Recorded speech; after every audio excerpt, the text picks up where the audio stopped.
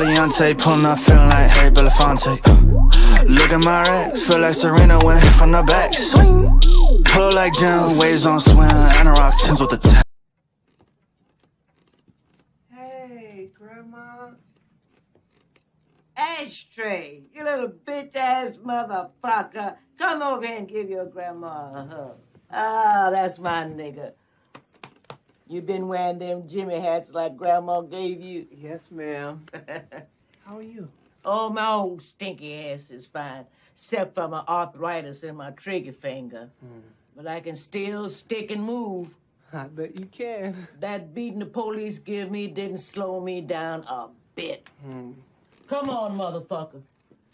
Give me your best shot. Come on, Grandma. I don't want to do nothing like that. Oh, come on, nigga. Come on, Grandma. I don't want to do that. Stop. Come on.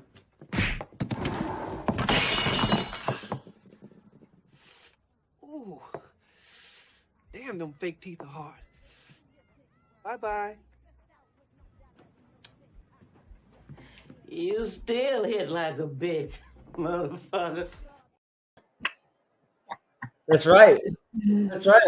Don't be fucking with Grandma, thug Grandma from Don't Be Menace to South Central while drinking and juicing the hood that we're going to review.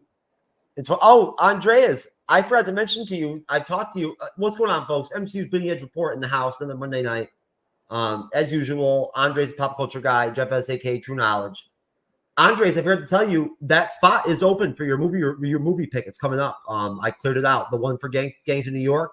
Oh, I yeah. wiped this. We're not doing it. It's your pick. Oh, really? Okay. After All The right. Rock, our movie review is just on you. Awesome. I got a couple ideas. Oh, I'm sure you do. And like I told you, I already covered Jackie Brown for you. Like I told you I would, right? So you wouldn't have to worry about picking it, right? And that would free you up. Yeah. Oh, I got a good one. See, nice guy like that. See, even when I'm not doing so hot and whatnot here and there, right? I still think of the little things like that. If I could try to do it, somebody on the team is solid, I do. So I made sure I cleared that slot for you. I told you I'd make sure you got your own movie picks in. So yeah, no worries. The small right, things count. I apologize to bring business into the show and whatnot, but we do that on the Bleeding Edge Report. I think Andreas, you're the one that started doing it was talking about content during the show. You're the one that was like, we should do this more. Remember, like, this is good. Yes, remember? I think so. Like flushing out the actual creative process and shit and whatnot. These are my words, like right on the shows. I mentioned the content stuff in the show. You said it was a good thing. Hey, what up, Raymond? What up, Raymond? You came here. Did you come here to protect your boy or what? Yes, he is. He's gonna protect Time Lord here. You don't need no protection from me, brah. Raymond, what's up, no. man? When are you gonna send me and Andres our MCU's Bleeding Edge Report invitations to come guest on the show so we can actually like plug for the MCU's Bleeding Edge Report for the first time ever, like on somebody's show. We've never done that before. So we appreciate it, brah.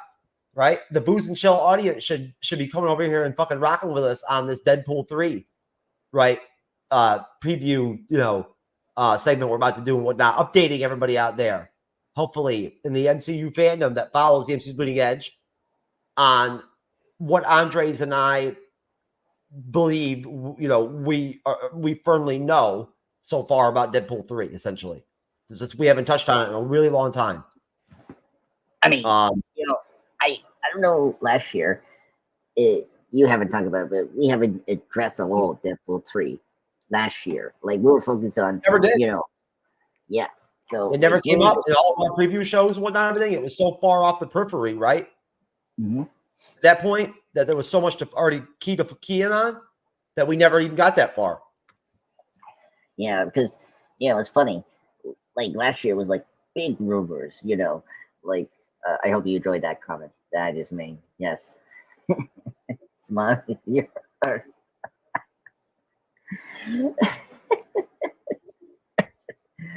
Oh, that's a good one. That's a good setup. Yeah, no. I wrote it in public. Oh wow, that's hilarious. But hey, good on you, man. But last year it was like big rumors. We haven't discussed. Like Jeffrey Garner is coming back. Yeah. I know. That's why I told you. That's why I felt like I've been derelict in my duties, right? Like holding it down with the MCU's bleeding edge. How are you gonna be the MCU's bleeding edge and like let all this Deadpool 3 rumors and like breaking shit come down for these last 6 months? We've been so focused on things like Ahsoka and Star Wars and what I'm saying, and the Marvels, these Disney Plus series, the Marvels and these Disney Plus series that we're about to either covering right now or about to cover, right? That we almost just kind of like took our mind off of it. And honestly, if you think about it, Andreas, even during like when we were covering Secret Invasion and we were covering Marvel, our conversations never throughout the group never spun beyond far out as far out as Deadpool 3 about the MCU in general. It was rare. Yeah. Well, first off, I wanted to bring this up. It is going to be weird. This is something the elephant in the room. This is a Fox movie. That's I know. That's why it's up, isn't it? That's why we never talked about it. That's why it's because this is Deadpool 3. It's Deadpool, and it was a separated part of the MCU for 2 films, and now it's actually part of it. Right? I'm glad you brought that up. Yeah, and then also, if you think about it, this is going to be the No Way Home for the Fox movies. If you think about it, the fact that we're getting so many of these rumors, confirmation, like it's again No Way Home again, but for Deadpool 3, which is nice. Like No Way Home, like mixed with like Captain America: Civil War, right? Like like mixed with like an Avengers movie, like Infinity War almost, right? That's what it's going to be like. Yeah, exactly. And I mean, I'm telling you, this movie is going to make huge money when it comes out this year in July. Oh yeah, I'll bet $10 to Eddie. I'll bet $10 with anybody right now that this movie will crack the $1 billion mark. Oh yeah, there's going to be so much buzz by the time this fucker comes out. I mean, when do they drop that first trailer, Andreas? Oh my god, we have to do a trailer reaction. Oh, that one. Oh yes, you listen. That on that one, you have got to take me a decent picture, so I don't have to screenshot anything or anything like that and whatnot, so I can actually put a decent trailer out, thumbnail out. You know how important that is. Oh yeah. That thumbnail's huge. But we have to react to that immediately when it comes out. Like literally, I don't care what time it is. You and me and Cyber need to jump on that. That is going to be literally probably the biggest, highest buzzed MCU trailer, as far as numbers. What it's going to draw, that first trailer in like the first week since we've had probably since Phase 4 or Phase 3. Literally, like that. You know what I'm saying? Like the levels of people who are going to watch that trailer, just the sheer millions are going to be watch it. Or No Way Home. You think about it. No Way Home. You're right. No Way Home would be the only one from Phase 4, right? Yeah. I came close to it. Yeah, that from Phase 4 that would actually, come close, similar to that's Spider-Man though, in terms of trailer view numbers. Yeah, I mean exactly. I mean, Spider-Man totally, its own spectrum. I mean, you have to understand Spider-Man is the most popular character in Marvel. Oh yeah, but it's one thing to talk about and show set photos of Wolverine and Ryan Reynolds together, Hugh Jackman. It's another thing to actually show a trailer with them together, actually like in the film, fighting each other and whatnot, which I'm sure is going to happen at some point. They're going to fight, right? Yeah. There's been theories in terms of the actual theme of the film that it might start off with Deadpool using the time device from Cable to like find a certain Wolverine, right? To help them recruit, right? A multi-versal team, right? To build, as a recruitment guy, through the TVA to fight the coming Kang multiversal war, which is still going to happen. Jonathan Majors or no Jonathan Majors, there's still going to be a Kang multiversal war. It's still happening. It's occurring right now, right? Still. Yeah. It's beginning. So, like, it's actually good you brought up. Like, I'm very curious about how, like, connected this movie is going to be with the Avengers films. Like, in general, the MCU. Because, just remember, the Deadpool films are, like, the ones that will fuck you up. Like, everyone, like, you remember Deadpool 2? Like, they were making such a big deal of X-Force.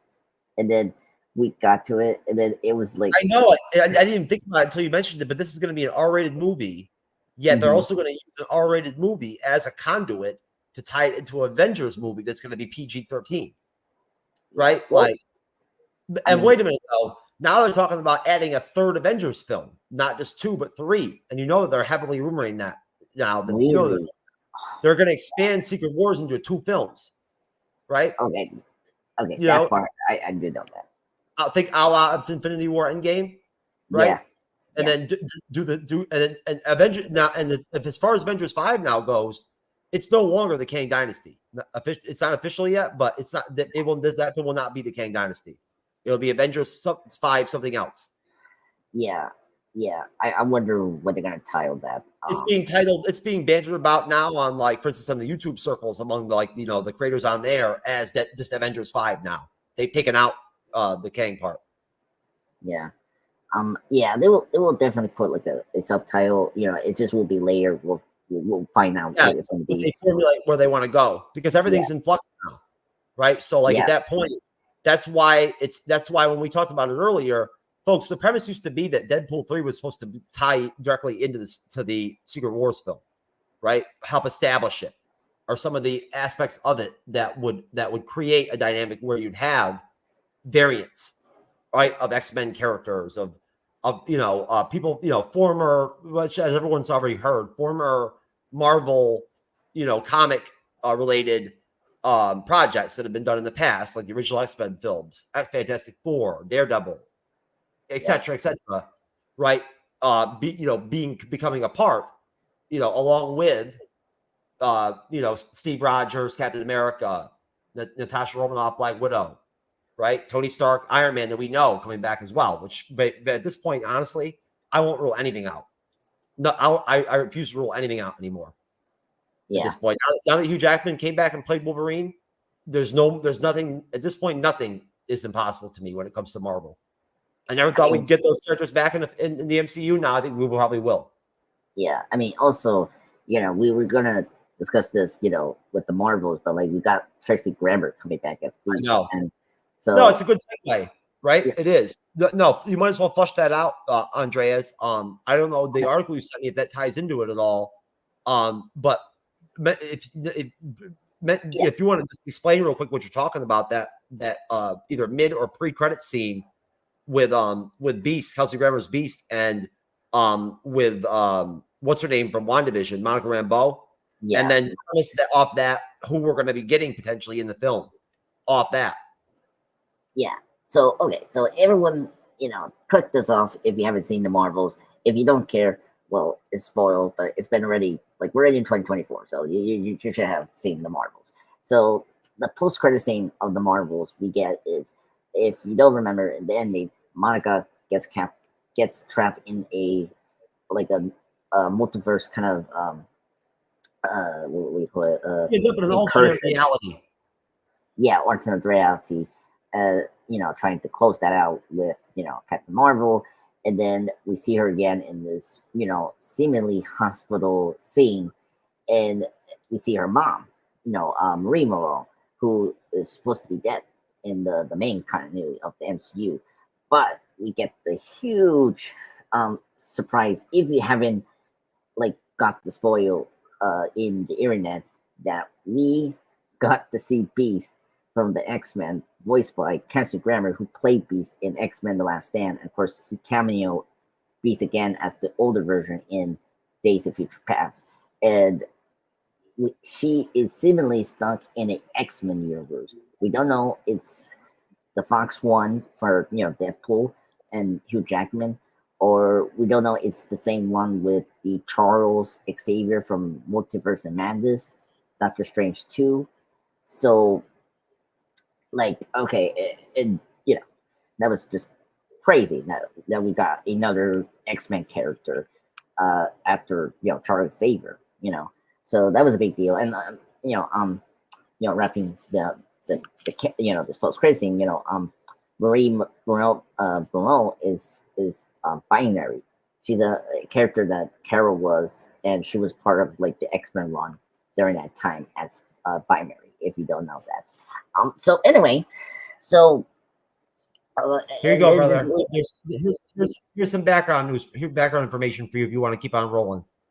Yeah, so pretty much we're gonna discuss who's been confirmed and what's been rumored. So as Jeff just put up in the Marvel movies week of fandom, that's what I was talking about in the chat and Facebook, Jeff. and here, we know that Ryan Reynolds is coming back. Hugh Jackman is coming back as Logan Wolverine. Not yet confirmed, but it's been kind of confirmed that Daphne King will reprise her role as Laura Holt, aka X-23 from Logan, which that's awesome and that's really great. I love that. I hope. It's awesome. I like it. I still haven't watched Logan yet, but I'm gonna watch it before Deadpool 3. I will. Yes, we have to, and we'll definitely do a live stream review of Logan because it's a great movie. And then some of the Deadpool like cast that's been with Deadpool are coming back. Like Colossus, a Teenage Warhead, Pierre from Deadpool 2, of course Vanessa, the love interest. So they're coming back, and then there's people that have been not yet confirmed, but it seemed they're coming back. Like Jennifer Garner's Elektra is coming back. Sabretooth and Toad are the latest ones that have been kind of confirmed, especially Sabretooth because we saw like a behind the scenes link. So that's been confirmed. What else? Cassandra Xavier, the main villain, is seemingly confirmed. Makes sense. And then there's just a lot of rumors, like some of the Fox characters, like I've heard Dana Paquin mentioned as one of the ones, along with Halle Berry, Ken K. Jameson, Marzin, and of course, Kelsey Grammer, right? I've mentioned they're the main ones that are being heavily mentioned as being in the film, as being the original part of the original X-Men Fox X-Men team. There's been some slight rumors too that they could bring back Rogue. Yeah. I hope so because I mean I love Rogue as a character. There's only going to be so much time in this movie to fit in so many characters. Yeah, exactly. It's gonna be there's not gonna Anna Taylor-Joy is not gonna reprise her role as Ilyana Rasputin in Magic. That's not gonna happen. No, I'm glad they debunked that because that's not gonna happen. Yeah, it's never gonna happen. We already know that she's already basically been casted to be the villain of the Fantastic Four film. Yeah, and that's gonna be awkward. So yeah. Other ones that could possibly happen, like Mystique, I can see her popping up if they bring back McNeil. Like a lot of the X-Men characters.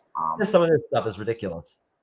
Yeah, there's no way I will see Fantastic Four, the Fox version of Fantastic Four coming into this movie. I just don't see that because we're getting another Fantastic Four movie. So I don't really understand that. So whoever you are, you put that stupid thing in the comment section or whatnot. Understand something. The MCU's Bleeding Edge and the MCU's Bleeding Edge report is not a space to freaking give us advertisements about buying stats because we don't play like that. We don't get down like that at the MCU's Bleeding Edge. We don't care what the subscriber count is or what the stats are on our content. We're not going to pay, right, to organically make up people that aren't actually fucking supporting us or watching our shit, whether they like it or don't. We're not paying for it. It's that simple, right? We don't pay for fucking views. So I just want to let you know, right? Like I typically don't block people, but you're getting fucking kicked out, whoever the fuck you are. Meat rack. Yeah, Meat rack. That's just never. Meat rack. Never ever do that again. We're just having fun discussing movies and TV shows. That's it. Okay, we're earning our stats. We're not what's that's right. We earn our subs one at a time. You know what I'm saying? Yes, exactly. on all our different content, on all our different channels and whatnot, and all that. We don't buy them. So right, exactly. So you're humbled by the success you've already had. You don't need to pay to get more. You know what I mean? We'll keep it leaving it at that. I'll pay for Deadpool 3, right? Because I have to. No one's gonna let me into the theater for free, right? Even when I go for a second time, they still won't give me a discount or nothing. The popcorn's still going to cost $17 both times. Yeah. Oh my god. Yeah. Oh god. It's going to be expensive. I mean, it's worth it. It'd be nice to go in knowing that you're going to be paying to watch a movie that's going to be entertaining and good, right? Oh yeah. Right?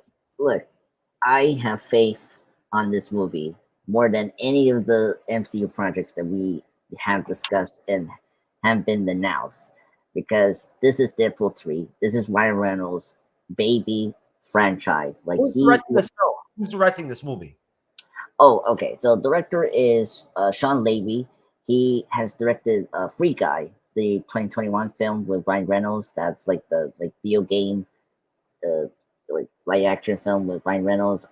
He did the Night at Museum trilogy with Ben Stiller. He did that. He did the one of my favorite comedy movies, Date Night, Steve Carell and Tina Fey.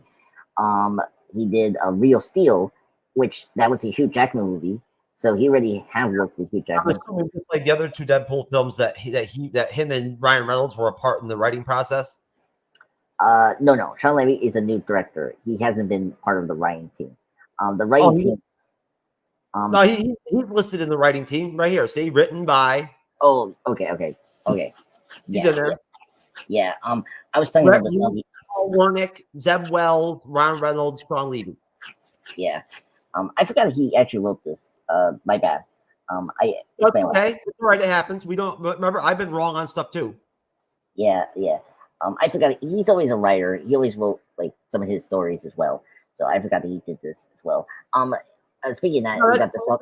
It's pretty typical in the MCU. You know that, right? It has become pretty typical.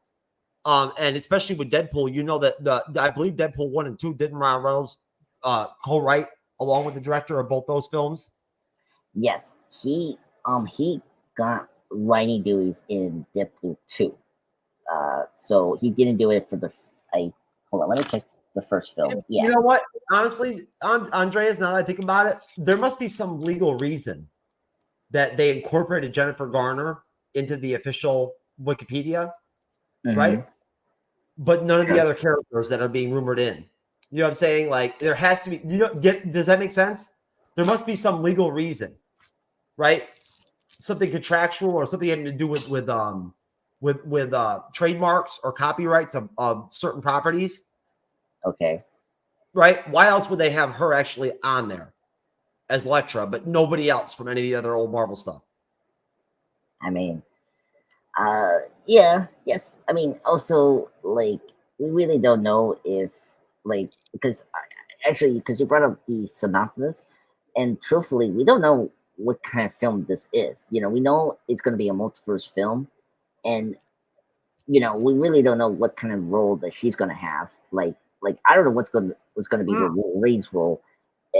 So, like, that's why I'm saying this. The only reason she'd be on here, there's bigger Hollywood names than her that are going to be in the film that are being rumored. Yeah. Right. And at that point, the only reason it would be she's in there is because there must be some kind of there was some kind of technical reason why it was necessary to do it, or it got leaked through like something having to do with the writing strike, right, or the acting strike. You get what I'm saying? Yeah. No, I understand. But we'll see. I mean, I'm curious what kind of role Elektra is going to play, which is fascinating. And it's kind of cool, like, team up because, you know, Elektra is an assassin, if you don't know who Elektra is. So it's actually kind of cool. Like, she's going to be like Domino. If you guys don't remember, that Domino was another character from Deadpool 2. And she was like this, like, assassin kind of character. I can see, like, the you know, like, the team up Deadpool, him, Wolverine, and Elektra are going to be the main characters we'll probably be following the movie. And I don't think so. I'm telling you, we'll see what happens. But I think you're not. Now I understand why you thought that. You thought that just because of the fact that they actually officially released her name, right? And I'm telling you, the reason why that happened is because it's literally just because of some insignificant thing that has something to do with either legal reasons, right, or because something got leaked. That's all. That's the only reason why. Like, honestly, like, as far, I mean, think about it. We know the TVA is going to be in the movie, right? They're like, you know, don't you think that if Marvel if they were going to put somebody's name in this film, right, to have it be on Wikipedia of all things to represent this movie, out of all the characters, don't you think they'd want to put Mobius's name and that actor, right, as hot as he is coming off of Loki season 2? I know that, but see, that's a tough thing. Just like knowing home, like with the The whole TVA would have, there's no way the TVA wouldn't be involved in what Deadpool's been doing coming off of Deadpool 2. He's been time sliding and to use Cable's term, he's been time sliding. That's because in the comics, that's what he called it, right? What was this? What was the command he used to say to his computer, his AI or whatever? Remember his command? Time slide by whatever. Yeah, something like that. How he would do it. Remember, he would give it commands. Yeah, I try and remember. It was in the cartoon show. Was such a futuristic character in the comics, man. Holy fuck, he had like tech that nobody had, right? Yeah. Well, I mean, he was literally like a bounty hunter. Yeah, he was. Yeah, like a bounty hunter meets predator. I forget how he managed to bring that whole ship or whatever whatnot with him. You know what I'm saying? Whatnot, how he got that. I forget how that all occurred, but now looking back at the X-Force comics, that ship was something else, man. He had a lot of shit going on in there. He had everything.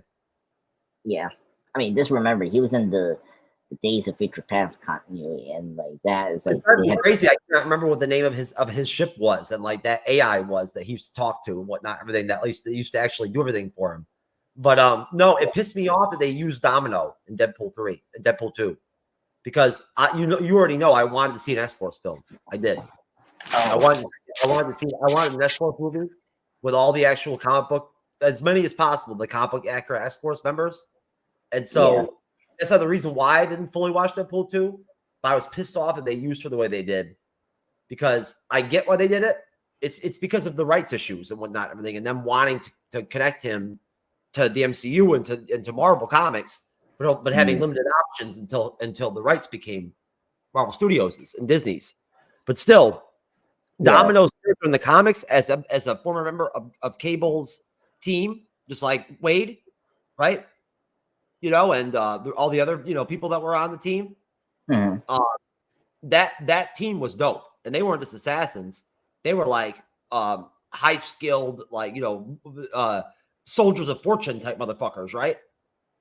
Mercenaries, mercs. This is what they were. They were straight mercs. They did all the dirty, they did wet work jobs and shit like that, like Hawkeye and Infinity War. Yeah, well, they're assassins / mercenaries. Yeah, that's the mercenaries do. They do assassinations and all that. Yep. Yeah. No, that's the only thing that bothered me because I knew once they did that, there'd be no way that they would redo the character or keep Domino in the around long enough to then introduce her into the X-Force film. That's all that bothered me. Right? I knew the character wouldn't last for that long. Yeah. Let me check again. Yeah, like it'll take a hot minute before they even come close to even thinking about doing any X-Force stuff, if they even do. No, look. There's so many mutant-based teams. Mutants, Generation X. It's going to take time, just like it took time in the comics. Yeah, and then X Factor, another team. X Factor going to take time. Yeah, and technically, if you want to go by the comic book accuracy, X Factor should come before X Force. Yes. Yes. And we talked about this earlier. The X Factor characters are actually important characters. Well, some of them have been on the real X-Men team before. Yeah. Well, X Factor are the original 5 X-Men, the first class. You should start using some electronic notes of some shows we should do in the future and write down as a note that this is no joke. We should do a show where we explain who X Factor is. So, I mean, it's pretty easy. I mean, if you know your... I'd love to talk about it. Yeah. But no. More of a Terrier and all of it and whatnot. The whole deal, like the whole thing of it was. Yeah. So, getting back to the premise. I mean, like the fact that they haven't released yet the synopsis and like who's going to be a bigger part and just a cameo, like today on an all-new Dr. Phil. I am the reincarnation of Pocahontas. I'm sharing her soul in my body. Her parents claim their daughter. They've seen you speaking in tongues. Is violent. I just kind of pulled her over my shoulder, threw her, and then right in the eye. And has issues. This is how you showed up for work. Please help my daughter. You think I'm crazy? Are you sure that you guys aren't just delusional? There you go, folks. Pocahontas bitch from Dr. Phil is going to be in the movie. Oh my god. Hot rumor, hot leak. Yeah, Huckley. Yeah, this is your theme video. Hey, doesn't Disney have the rights to Pocahontas? I mean, they made a movie about it. Yeah. There you go. So this could actually work. This could happen. Yeah, it'd be funny. It'd be funny if Deadpool 3 could include a lot of Disney stuff, and it'd be just so funny how he just rips off all of that. Yeah, it's so cool. I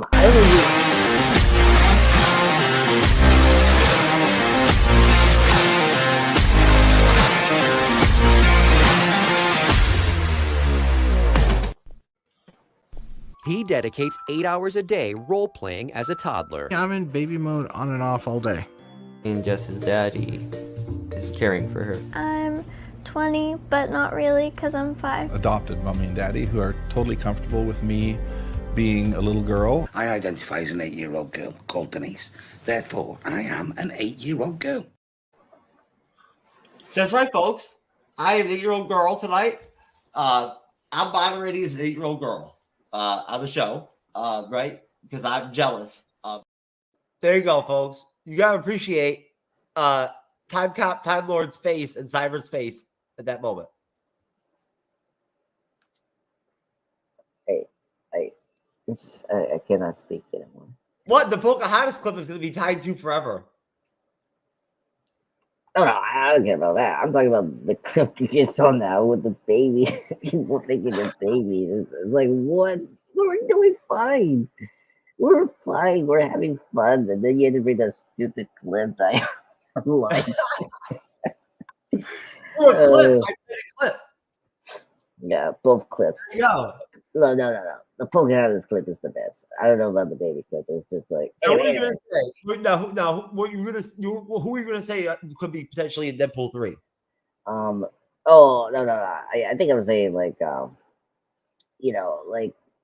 who's gonna be the bigger part against the ones that are gonna be cameos, basically, and like I just have a feeling that the other X-Men characters like Storm and Beast and like from the other X-Men films will be just like cameos, and then the ones that are not cameos, like outside of the Fox X-Men films, like Elektra, will probably be the important ones, maybe. Dakin is the name of Logan's son in the comics.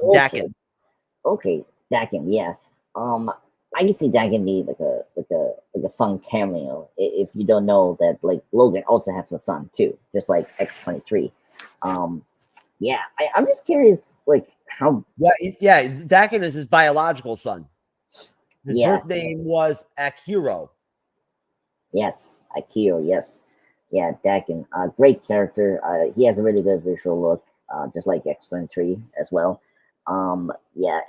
Speaking of that, X-23 is going to be in this film. I'm really happy about that. I'm like very curious, like if they're going to give her the comic book accurate costume, because she does wear the Wolverine costume, and it is really awesome.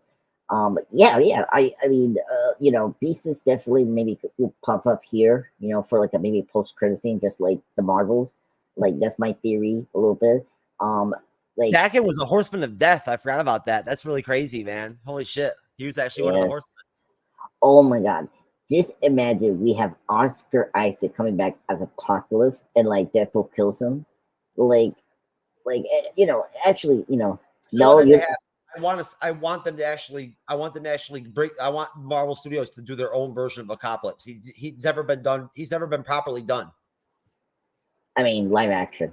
I mean, the cartoons. Live action. He's never been given the proper backstory setup and whatnot, right? Everything and whatnot. The Fox the film didn't deliver. I didn't think it was not. I don't blame Oscar Isaac. I blame the writing and the people, the Fox that produced the film. Oh yeah, look, they didn't do a very good job with this Horseman, right? Like, no, I mean, no. Oh my god, no. I mean, no. I don't want to.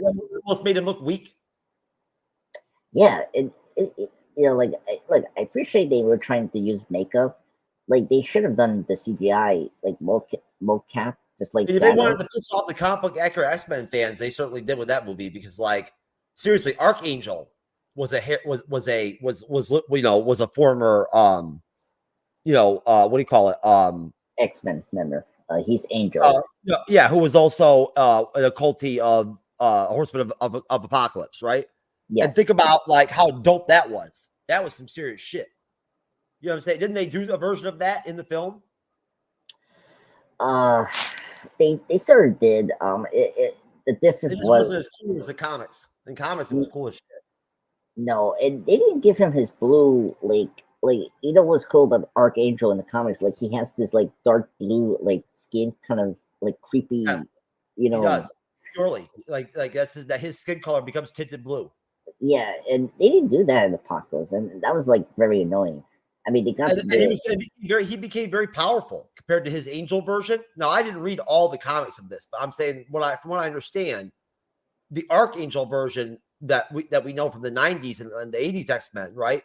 The darker version of Warren Worthington was like dark, right? And his mutant abilities and his effectiveness in battle became like tenfold once after Apocalypse got done with him, right? What he did with his wings, making them mechanical and all that shit. Yeah. I'm trying to remember because I think his wings got cut organic. off. They're mechanical. They're organic. Yeah, that's right. He can shoot the spikes off them and whatnot, and they regenerate. Yeah. Which we saw in Apocalypse, but that's right. And we know where Apocalypse got his technology, right, to be able to do all that stuff and whatnot. Yeah. Oh, by the way, we will get Apocalypse in season 1. And the cartoon version is great. So. No, I mean, if you think about it, Kang is a part of the MCU. He's not going away. We know that, right? Yes, let's get into that. At that point, if you got to figure that it would make sense if there really is this desire, this rush now to suddenly put the mutants to the forefront, especially using Deadpool 3 as a part of it, it would kind of make sense to bring Apocalypse out now and connect him to Roma Tut. I can see that. Right. I did we see Roma Tut version of the Council of Kangs at the end of Ant-Man Quantumania? Yes. He was one of the head ones, the top 3 with Yeah. Was he like he was the head one that we just saw in the post-credit scene. Yeah, with the Mortis and the other one. Yeah, was it the Red Set, whatever the hell, the stupid one. Yeah, the Century or something like that. Yeah, we saw Roma Tut there. And I mean, it could make sense. I mean, I don't see them being connected, but they probably will do is like foreshadow Apocalypse. Like he will be. Yeah, like a cameo, just show him from back in the day that like that is him. Like all they have to do is show him in human form and have Roma Tut say his name, right? Yeah. Well, also actually, Noir. Yeah, seminar. Yeah, actually, another way you could do it, if we are going to get Mr. Sinister as the big bad for the X-Men movie, of season 1 of what X-Men 97. Yeah, 97, or the live action film. Why not? Like, if you don't know your X-Men comic books or Mr. Sinister actually worked with Apocalypse. Yes, and he was the reason that he become the mutant, Mr. Sinister. He was helping. He never advanced villainry or whatever, whatnot level it became without Apocalypse. Yeah, and that's another way you could bring in Apocalypse is by Mr. Sinister. Like if we not only that, you could also use Apocalypse to bring in Mr. Sinister. Yes, exactly. The way around. You know what I'm saying, right? And there you go. Now all of a sudden you've established, right? As we lose Jonathan Majors, you've all of a sudden just at least dropped the seedlings, right? Just the seeds of new villains for the fandom to be able to speculate for and look forward to. Yeah. Right. At the same time, you're then you're letting the fandom know, hey, you're getting X-Men. We're gonna get the X-Men soon. Right? Yeah, know damn well that's gonna really freaking like make some dicks hard out there in the fandom. Right? Yeah. Also, there's one fucking mid-credit scene or something like that with fucking Apocalypse or whatever, Mr. Sinister or some shit or Magneto, and like there's gonna be like fandom erections. Yeah, I can see that. Oh my god, that would be like I'll be excited if they give us the comic accurate Mr. Sinister look, and I'll be happy. Oh, they're going to. Yeah. It only makes it's like we talked about before. What's common sense and what's not. Yeah. Kevin Feige has to know already, and known for a long time, years and years already, probably, that no one's ever that if anybody ever just tried to make a solid comic book accurate version of the character Mr. Sinister as a villain, he's a great villain. He'd be great to have. And if you're going to have the X-Men in the MCU, you need to have a string of villains, not one main villain, no Thanos. There needs to be multiple villains. Yeah. Right? They need to have they need like in the comics. Yeah, which X-Men has a lot, so which is good. Oh, we're going to talk about them a lot in the animated series. Think about it. Before we even see them in live action, you and I are going to be talking about. We're going to be pre-setting it right up in our X-Men animated episode reviews, folks, which are going to be coming here soon. Yes. Right? Episode 3 and 4. When I play the X-Men animated intro, you'll know it's time, baby. Yes. Okay. What else do we have to address besides? Actually, I gotta take some medication to get rid of my erection that I just got from talking about the X-Men that much. Oh yeah. Gotta calm myself down. Yes. I mean, like, first off, I'm just happy we're getting a X-Men film, and this Deadpool 3, after the rough, I mean, look, we got, Across the Spider-Verse and, Guardians Volume 3 as the MCU film, but it was a rough year last year for Marvel movies. No, it was. It was. It's tough. And that's why I'm glad that this is going to be the only film we're going to get this year.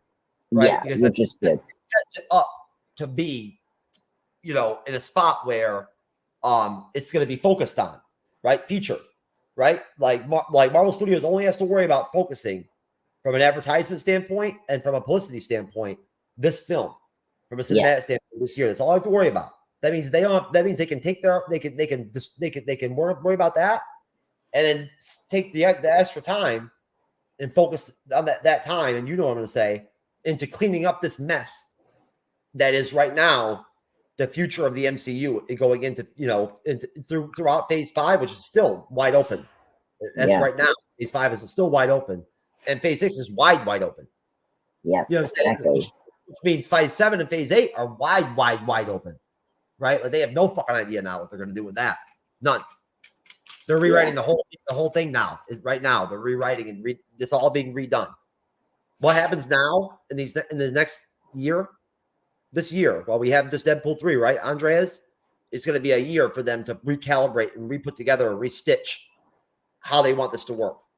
Yeah, I mean, especially this saga, the Multiverse saga, and the Disney Plus stuff, and all that.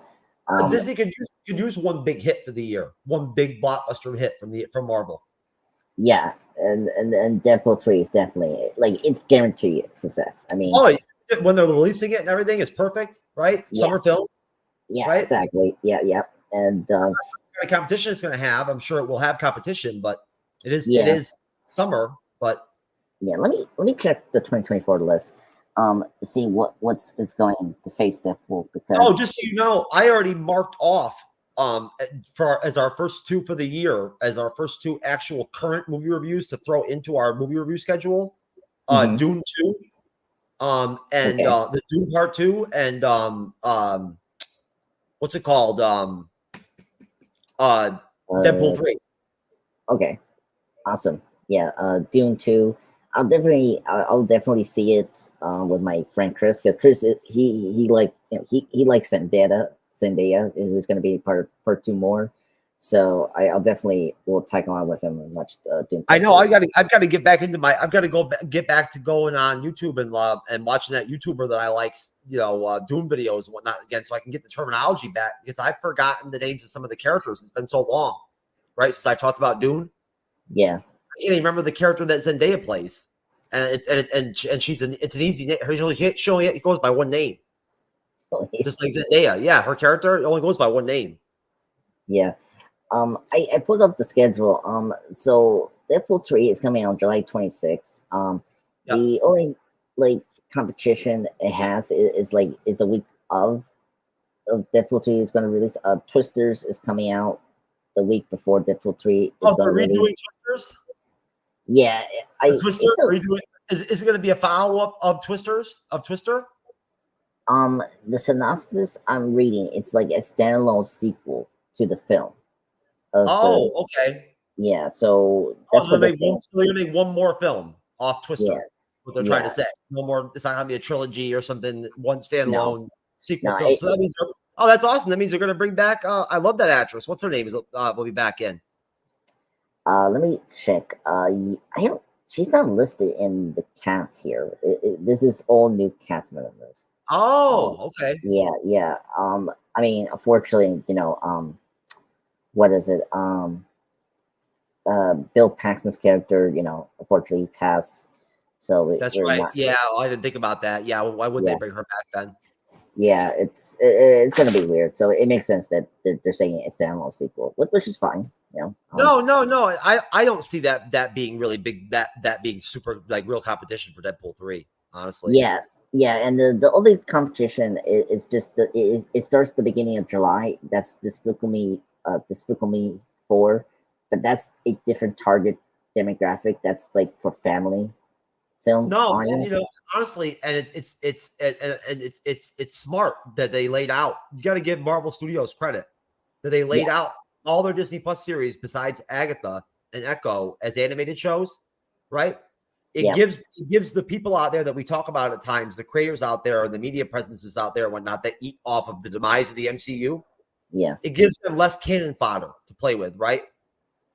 Going away from the live action and focusing on the animated. Yeah, because you can't hit piece the animated shows that easily. No, right? You get what I'm saying? No. They're already lighthearted. They're already animated. You know what I'm saying? Like it's so at that point, it's not as easy to try to blame it for try to say it's woke or it's garbage or whatever whatnot. Because there's no reason to put the woke shit in the animated stuff. You don't need to. Yeah, and first off, another thing is different from last year with the Phase 5 beginning is this is going to be more street, like more grounded and more gritty kind of projects we're going to get. Because remember, I really hope that they connect. I hope that not the R rating, but I hope that they carry over the tone of Echo. If that makes sense. Yeah. Into Agatha. Yeah, exactly. So that dark tone, right? I think they will, don't you? Yeah, no. I do believe that. I mean, it's a perfect. It's a direction that at least a portion of Marvel Studios got to go into. They have to. Oh yeah, I mean, it's a perfect Halloween like Disney Plus show to release. The people, I don't know if they're begging for the fan is begging for that part of the MCU world at this point, like they used to be. There used to be a lot of fervor for the Midnight Suns, Ghost Rider, and all that when there was more buzz for the MCU in general. But still, in terms of reinvigorating or bringing fans back into the fold, right? You couldn't have better assets or tools to do that than a more dark tone with some of the content, more grounded, more, not just street level, like you said, but horror, right? Different genres, the occult, witches, right? Yeah. But variety, some diversity with the themes of the projects, right? Some real diversity and some contrast amongst what we're getting, so that that makes the shows more enjoyable, I think. Yeah, and really true. And then another thing, this is also exciting for this year. Like not only Joker 2 and this is going to be 2 rated R films. 3 rated R superhero films we're going to have this year, including Kraven Hunter. And the great thing about it, and Venom 3. Well, I don't know about Venom 3. I don't think they're going to do that. I think that they're just thinking they're going to keep that shit PG-13 like Venom 2. Oh yes, they will. You're right. They will. What's the third one then? Echo. Yeah, Echo. Echo is. No, the third one is. I guess thinking of Marvel. Yes, Marvel is Echo. Deadpool 3 and Kraven, and I include Joker 2 because what would be rated R? No, I didn't get a feel from the trailer that there was anything rated R going on there. No, it's PG-13. I feel like. Of course, I fell asleep during the trailer multiple times though, so I mean, who knows what the fuck happened? Yeah, I try to remember. I don't think they released the. They lost when they started doing time traveling and all that shit. Yeah, the Final Destination. I was like, I'm out here, bro. I'm done. Yeah. It's bad. But yeah. I don't see Venom 3 or if they do it, I'll be happy because I wish they would. They're not going to. You're right. They're going to keep it PG-13. If they were going to do Venom 2 rated R as badly as that screwed Carnage as a character, right? And they screwed Woody Harrelson too. You can't do Carnage properly in a PG-13 film. Yeah, and somehow they did it, and it was bad. It didn't work. Not for me. No. That's another conversation.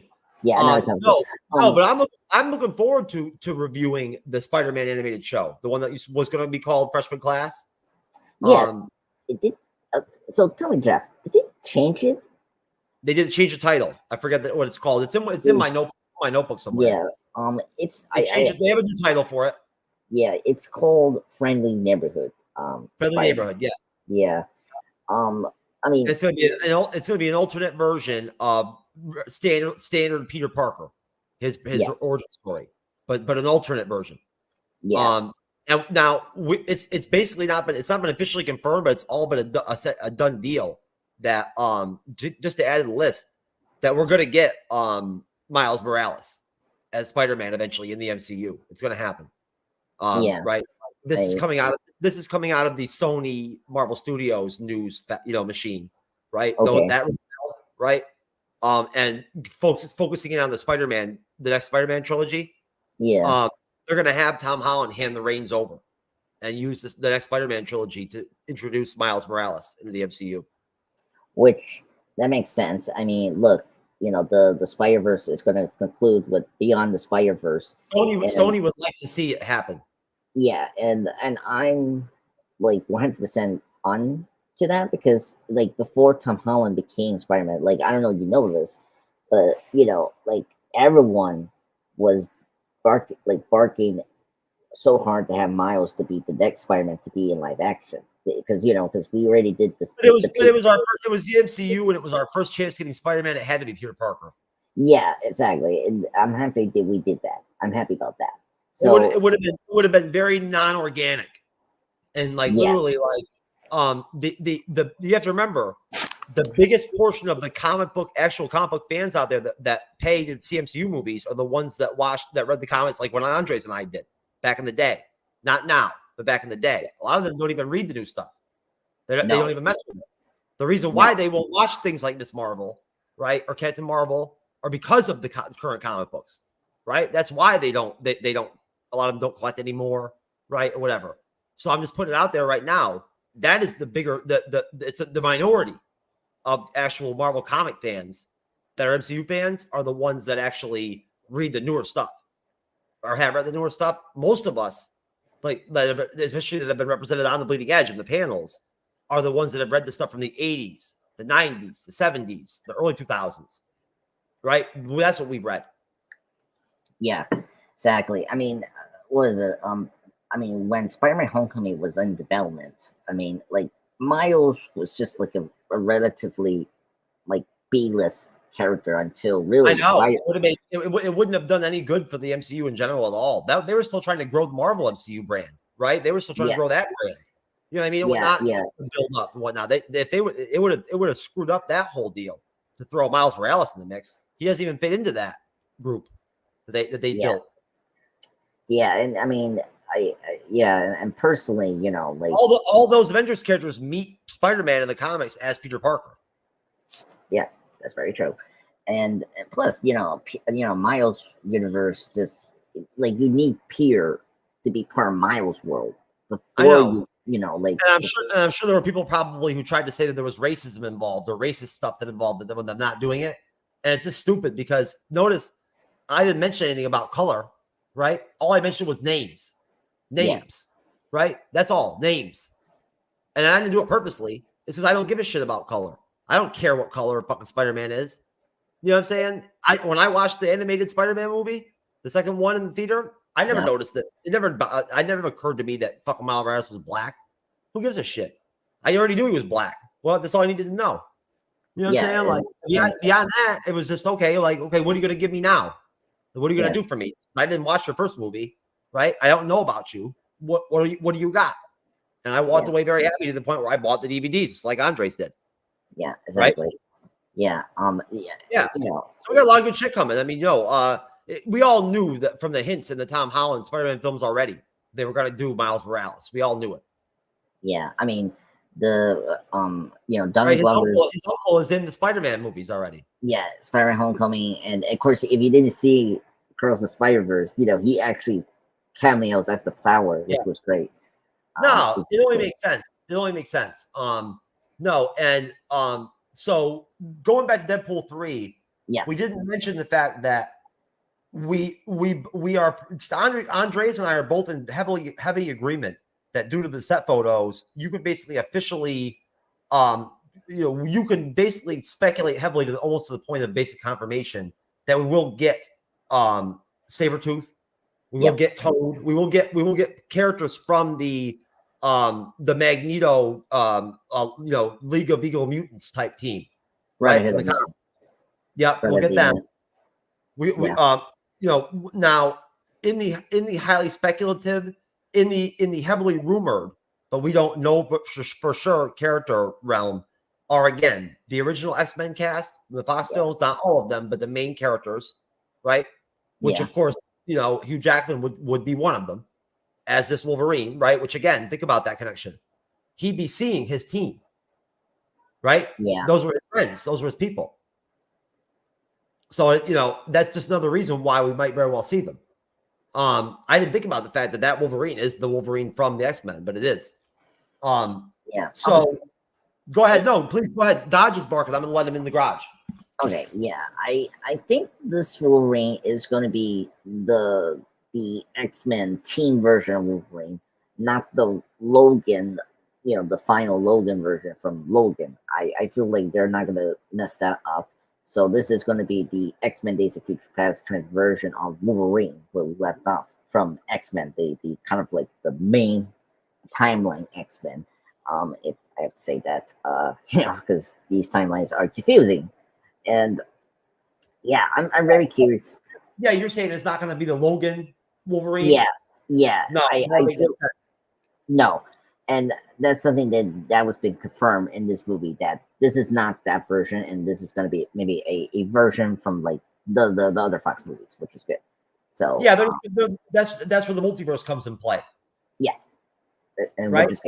Yeah, I mean, I'm already over it. Like a lot of fans are just tired of the whole multiverse thing already. I think a lot of us knew that it was going to be tiring pretty quick, right? Yeah. I remember having the conversations as a guest on shows when we knew the multiverse was coming, and there being people besides me that were like, I don't like this. You know what I'm saying? I'm like, I don't like this. I don't want to see the X-Men come from this. In fact, I was one of the biggest ones trumpeting that. I do not want to see us get an X-Men team, not our X-Men team in the MCU, coming from the multiverse. I don't want to see it. No. I want it to be organic, right? But I don't. No. It never occurred to us that we might get a variant version of the old Fox X-Men film. If that had ever come up in the conversation, we all probably would have been like, okay, go ahead. As long as it's going to be a one-off thing or whatever and whatnot, fuck it. Yeah, I mean, it'd be so cool. Like, also with Secret Wars, if they want to continue this from Secret Wars, this be a good send-off of pretty much the Fox universe X-Men properly, and it'll be great to see. That's what it really is about. Yeah. Overall, it's about helping Marvel by reconnecting with the fandom, with these older characters, right? And at the same time, as we already mentioned, getting that light spark for the X-Men in the MCU in general, with X-Men 97, with the introduction of these former characters that we've all loved, as flawed as some of that they might be, everyone loves the original Fox X-Men films, right? They do. They have this place in everyone's heart. If you're a Marvel fan, come on, they have the best films. Logan, Days of Future Past. That's right. And Feige was involved in all of them. You know what I'm saying? Yes. Along with Daredevil and all of them. Now, at that point, I don't see them bringing back any of the Fantastic Four stuff and whatnot. That's not even been rumored, because we're going to get the Fantastic Four. We are going to get it. They're pushing the film out right? We're not going to get casting news now for maybe a couple months out. It turns out that's actually new information we haven't talked about yet on the show, Andreas. Yeah. We just decided to start covering current Marvel and fandom news 2 weeks ago. So give us a minute here, folks, and we'll catch up. We promise. We did some DCU, now we're doing MCU, right? This we're going to come back and we're going to keep on going with this conversation and take this farther into what's actually going to happen, how the firing of Jonathan Majors and the effect and the impact of Deadpool 3, which we're going to continue talking about, is going to connect into the Avengers films, which are obviously really big key films too, besides Deadpool 3. Yeah. Right? Oh, and also, last thing to talk about it, like this is also important to set up Blade. If this movie is successful as a rated R film, this will give Blade like a lot of potential to be successful. Blade's already been greenlit as a rated R movie. Yeah, I know, but I think if this movie does well, then Marvel Studios. In terms of the audience demand for R-rated Marvel material, it reinforces it. Yeah, and reinforces it. That's what I'm saying, because I like that. That's good. Yes, no, that definitely supports them. That's like the fans' pocket telling Marvel Studios, "Hey, we want Blade done right. We want Ghost Rider done right. We want Punisher done right. And this is what you'll get, right? You'll get $1 billion if you just do this shit the right way." Yeah, I mean, look at Joker. It was the first rated R superhero film to cross the $1 billion, so it's already like what do you call it, presented already. So like if Deadpool 2 did to casting the right people to play the characters and then giving them good writing and scripts to work, right? Exactly. It's not complicated, right? And then don't complicate the films with themes that don't make sense or don't align with what the whole theme is when you're going in for the movie, right? The part that's fun, that's exciting. Don't conflate that with crap and stuck shit in the movies, right? Which they won't do with Deadpool 3. Ryan Reynolds won't allow it. No. Thank Ryan Reynolds for that, right? Like he won't tolerate it. That's and that's another thing that's been great, is that we haven't heard any dramatic, reshoots or you won't see it. No. So we're in a good place with Deadpool 3. So I think Ryan Reynolds is probably very, very easy to work with in terms of integrating the MCU connections and whatnot. He's just happy to be in the MCU, I think. Right? Yeah. Oh yeah, Ryan Reynolds. He's been a good sport. I mean, he's having fun. Hugh Jackman as well. I mean, Hugh Jackman. Oh yeah. Honestly, Ryan Reynolds always wanted to play Deadpool, right? You know what I'm saying? He always thought he'd be good as Deadpool. Yeah. Right. And give him credit for putting something together and creating something twice that forced them, right, to get his rights back, essentially, right? Well, didn't force him, but forced them to have to put him in the MCU when they had him. What else are they going to do? Right. Yeah. Now it went from it just being okay. Now we're going to have Deadpool in the MCU. What's going to happen with Deadpool 3? This will be interesting. So literally now the gateway or the conduit to a facelift of the entire fucking Marvel Cinematic Universe. Yeah, exactly. That's a crazy world we live in. I mean, I know. One film buffer for 1 year, right?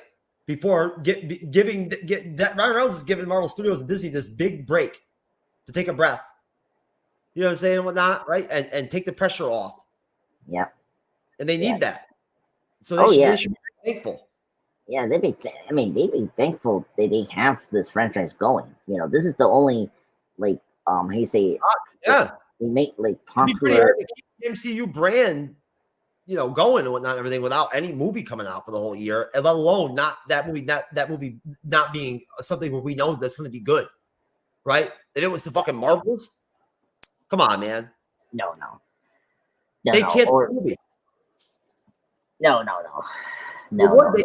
They'd shift it to another. They'd put it next year. If it was the Marvels, not Deadpool 3, they'd put it in 2025. They wouldn't let that movie stand alone. What, are you kidding me? Oh my god! Please don't. No. They know better than that. No, that might have been the demise of the MCU right there.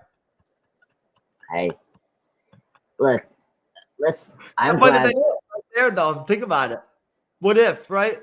Yeah, I mean, what if? I mean, look, we're kind of been there already. The demise of Marvel with Ant-Man 3 and Secret Invasion and the Marvels. I mean, the Marvels. I know, but through this conversation and through talking to you tonight and whatnot, everything, I'm grasping now that like this does give Marvel Studios this huge break, right? They really get this. This allows them to clean this mess up, and that gives me optimism as a fan, right? So we hope. I hope that we're conveying that to everybody out there and whatnot that watches, our show. I hope y'all understand that like these are good things. Like this is good for the content, right? Only having one Marvel movie this year sucks. It does. It sucks. But honestly, it's good. I'm happy about it. Yeah. Well, I'm happy that we're only getting like one MCU film, but also one DC film that is not in continuity, which is great. So I'm happy this year we just have a very slim. It's nice. It's going to be an interesting year for us at the MCU's Bleeding Edge, without question, and for me and Andreas at the MCU's Bleeding Edge report. Because I mean, hey, we've got Rick and Michonne coming up, right? I know you're excited about that. I haven't got my T-shirt yet. I got my T-shirt actually. T-shirt?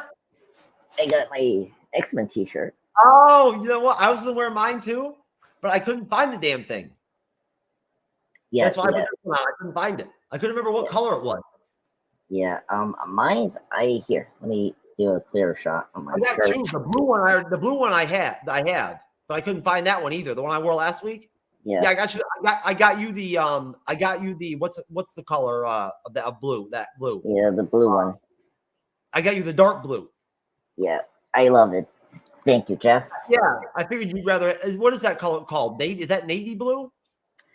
Yes, navy blue is usually called. I figured that would be more your taste. I would like the lighter blue. Yeah, light blue is okay, but it works better with Spider-Man and like his logo, but not with X-Men. X-Men has to be a little bit like darker, like navy. Especially that's been animated. Yes, yeah. You got to kind of either you go. A lot of the X-Men animated stuff is very colorful. So you can kind of throw it on anything. You can throw it on purple, yellow. It really doesn't matter. It all works. Yeah. Leto's good too. Yeah. Thank you for sending me the Michonne in X-Men shirt.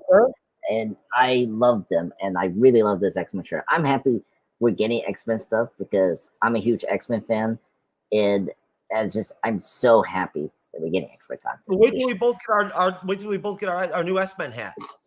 Then we'll really be X-Men excited because we can both wear them together. Because I'm gonna get myself a new one too. Since the one I got, I fucked up and bought the small size. Unfortunately, now that's why I asked you about your hat size because of my myth on buying that one hat. I'm like, I should probably actually start asking these kind of questions. Yeah. Just to remind, if you save the text, it's a large. It's a large, yes. Yeah. No, but to wrap up Deadpool 3, folks, we have a lot more to talk about with the film. We didn't really get into the TVA angle or the actual theme, right? Or storyline of the film that we know of as of right now, but we'll save that for next Monday, right? Yeah, with the Kang stuff, because I think it's well, doesn't it? Yeah, because I'm a very different opinion with Jeff with the TVA. It's just because I don't know what Reynolds is going to do with the TVA, because just like X-Force, like he would do something that would just be so funny with the TVA. And I think we have different opinions, but not about the actual appearance of the TVA in Deadpool 3, but of what impact they'll have, how impactful, how much we'll see them, because we've already seen in the set photos, folks, that there's a TVA agents in the film. Really? TVA, okay. Yeah. Oh yeah, they already showed that. Okay. In one of the set photos, you see one of the TVA members in one of the TVA uniforms from the Loki shows. Oh wow. Okay. Hey, you don't mind send me like a link or something like that? I can see, because I've been seeing the links as well, folks. I seen the 721. That was really cool. I seen the 20th Century Fox logo in the desert, which is funny. There's a torture device, right? This this metal in the void. Looks like you're in the void. Yeah, right? Like the void. The saber-tooth toad scenes. Yeah. Wolverine and Deadpool look like they're in the void from Loki. Yeah, sort of. Yeah. They do. Yeah. Like they're in the part of the void. That makes a lot of sense. It does. And there's like a capture device, like a metal cage, right? That potentially maybe Deadpool might be put in, or Wolverine and Deadpool might be put in, or they could be putting the TVA agent in. You don't know because they're just set photos.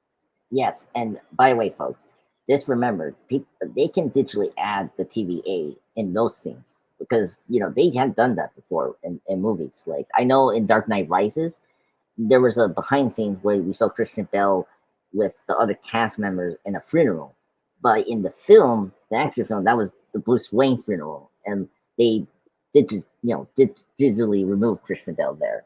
Not to spoil the ending of Dark Knight Rises. So it's possible that the TVA is in that void that as Jeff is talking about from Loki. We both know that it was heavily rumored months ago that Mobius would be in the film from the TVA. And what's his name is a big name actor. He is. So I mean, it would benefit. From Loki. From Loki. I have a hard time lately with names. Yeah, one of the section, the HBO show Succession actor who plays Tom, he's in the movie, and I think I remember he was rumored to be a TVA agent. Yes, it was rumored heavily that there is an actual undisclosed TVA agent in the film that will have that they named him. Yeah, they named him. Yeah, something. I'm just trying to remember what his name, but and here it is right here in the Wikipedia. Characters Sabretooth and Toad are also set to appear in the film officially. Yeah. The Toad came like later after the behind scenes leak of Sabretooth, and I love the scene. Like I love the leak where you see the head of Sabretooth with Deadpool, and that is so funny. I'm just like so excited to see that scene. Emma Corrin is the actress that's supposed to be playing Xavier's daughter. Yes, that's the main villain. She's going to be the main villain of this film of Deadpool 3. We don't know if it's that or it'll be something else, but it seems like that's going to be Cassandra Xavier. Matthew McFadden is the actor that could potentially be playing the agent we're talking about from the TVA. Yes, the undisclosed role, but he's in the film. We just don't know what he is. Yeah, that's him. Yeah, that's the one we were talking about just now. Yeah, I'm very excited about it. He's a great actor, and if you haven't seen Succession, great show. They just stuck him and Emma Corrin in the official, in the official list of actors and actresses, but they didn't give them a character titles.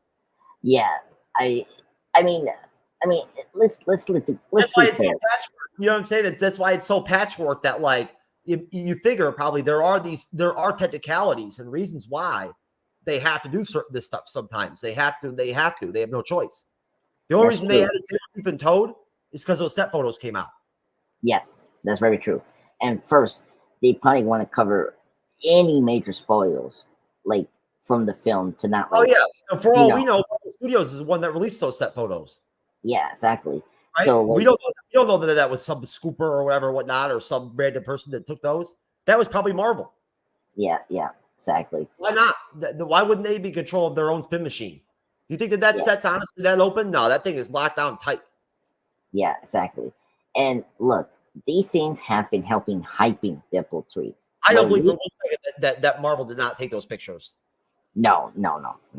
It isn't. Or Disney, whatever.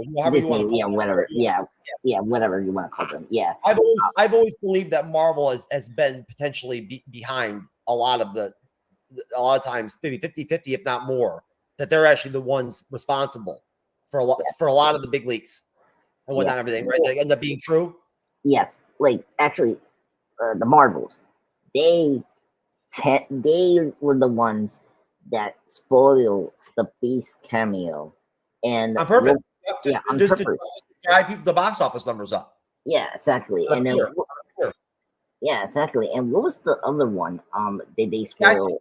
In that situation, that's one of those ones where you can honestly figure that Disney probably pushed that. Yeah, for obviously reason, which we were not going to go into. If you no, but that's another conversation for another show. But that whole dichotomy is always interesting to me. You know that, like who decides what and how much leverage or how much pressure is Disney or are they willing to extend into the creative process of Marvel Studios, right? Like how far are they willing to push them based off the bottom line, profits, box office numbers, right? Yeah, that's all. Just is this all Feige and his team making these decisions, or are they being pushed or forced at all to do some of this stuff and whatnot? Just a pure, fear on Disney's end about how much money they've been spending on these projects and how much money they've been losing on them. Yeah. It's got to start to become an issue. Yeah, I know. Aquaman 2. Oh yeah, Aquaman 2. Yeah. Warner Bros. Lose a lot of money on that motherfucker. Yeah. You know what's weird? Next week I want to bring up the Aquaman 2 box office. That is doing way better. Well, Marvel. Yeah, because, the Marvel. Because of international numbers. Boost box office. Yeah. Right now it's up to 336 million worldwide. Oh, yeah. See, now you know what? Honestly, you think Marvel's not paying attention to that, and Disney, they're not paying attention to those Aquaman numbers and how well that film's doing internationally compared to the Marvels. What does that tell them? What do you think that doesn't send signals to them? Danger. I mean, right? The Marvels didn't do shit internationally. I know. Was it almost all their box office from us at home? Yeah, domestically, I think. Last time I checked. I wonder why. Miss Marvel was in it. Miss Marvel didn't exactly do so hot internationally either. I mean, I don't know. Don't even know how I feel about it. I love the show. It just, I'm saying nobody watched it. I know. It's sad. But I mean, it was Marvel's fault. Like they like. No, you're right. They didn't advertise it the right way. They didn't. They should have done a better job. I don't think they knew what they were really getting, what they really had on their hands with what's her name? With Miss Marvel, with the actress that plays Miss Marvel. I don't think they knew Vellani. I don't think they realized how great she really was or how good she was going to be. Right? Until the series came out, and then people who watched it were like, "Holy shit!" Like, maybe I didn't like this, but like, damn, that young actress is good. Yeah, I mean, if you look at the reviews, like she was the only thing that was positive about that sequel. Oh no, I mean, she carried the Marvels. Oh yeah, you know what I'm saying? Like, honestly, if I was Brie Larson, I'd be embarrassed. Oh yeah, I mean, and the family as well. Like the family was good. Also I the could deal without that. They could have cut them out of the film. Yeah, it didn't make sense for them to be like in this. It made no sense at all. Why would they bring him to space?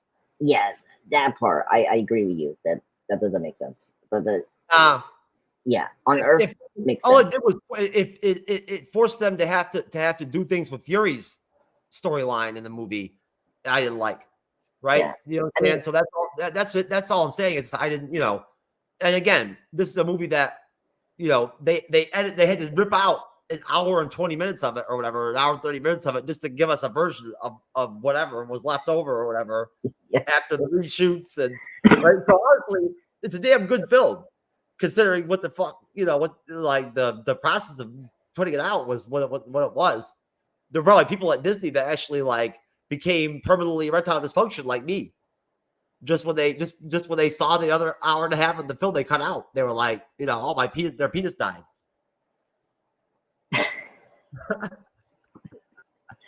Yes, they knew they had to cut that part of the movie out when the dude that they used the test screener. His penis fell off. Oh my god.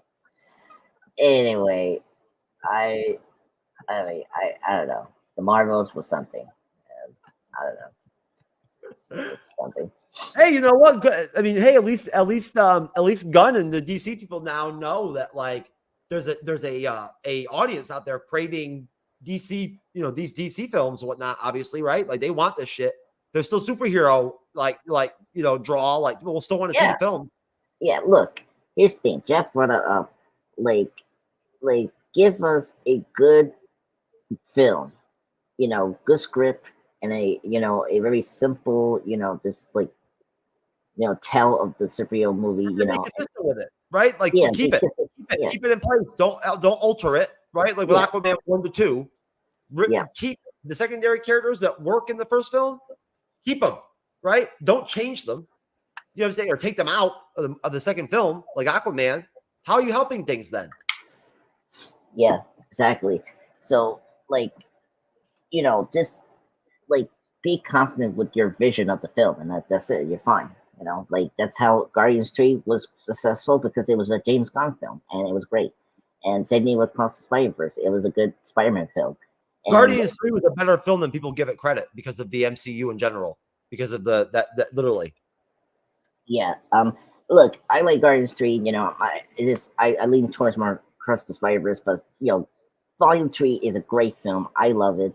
It's the best third film of a trilogy. It wraps the trilogy great for Guardians. And yeah, you got to remember, Gunn wanted to make that movie years before, right? When it would have been more relevant to the MCU, right, and all that and whatnot, and it would have radiated more. You know what I'm saying? It would have been more connected to the MCU too, and helped the MCU better. You know, so you can't blame Gunn. No, he had to make changes and whatnot with the film he wanted to make it fit with the years that went by before it came out. Yeah, I know. The fact he even stuck around and did it, that film, like, he didn't have to. No, he didn't have to, but he did it for the money. No, he did it. I mean, thank goodness the cast stuck with him. You know, that's the thing that people have to remember. The Guardians cast stuck with. Oh yeah, they weren't going to make the film without him. Exactly, and no director was going to take over the Guardians film. Taika Waititi. Why would you honestly want to have to sit in the seat that Gunn was in? Exactly. So, thank goodness we got. I wouldn't take that spot. Fuck that. I wouldn't sit down in that seat. Hell no. That'd be the third film of a trilogy after he did the first two. Fuck that. Yeah, exactly. No, there isn't enough money. You want to talk about that's an opportunity to end your career. Right there. You know what I'm saying? You don't want to contrast the film with ones that Gunn makes. There's a reason why Warner Brothers scooped him up, right, and put him in charge. You know what I'm saying? Guy's a fucking creative genius. Exactly. Right? I mean, come on. He loves comic books. Exactly. Yep, I'm very excited for this Superman film, and I'm excited for this Deadpool 3. So I am too. Hey, you know what? We were talking about a lot of Superman legacy and a lot of DC towards the end of the year, right? And we're going to cover Creature Commandos. You know we will. I'm sure we'll do it here on the Bleeding Edge Report.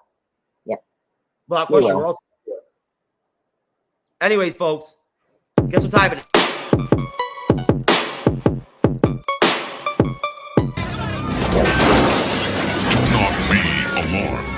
I am here to serve and protect. I'll take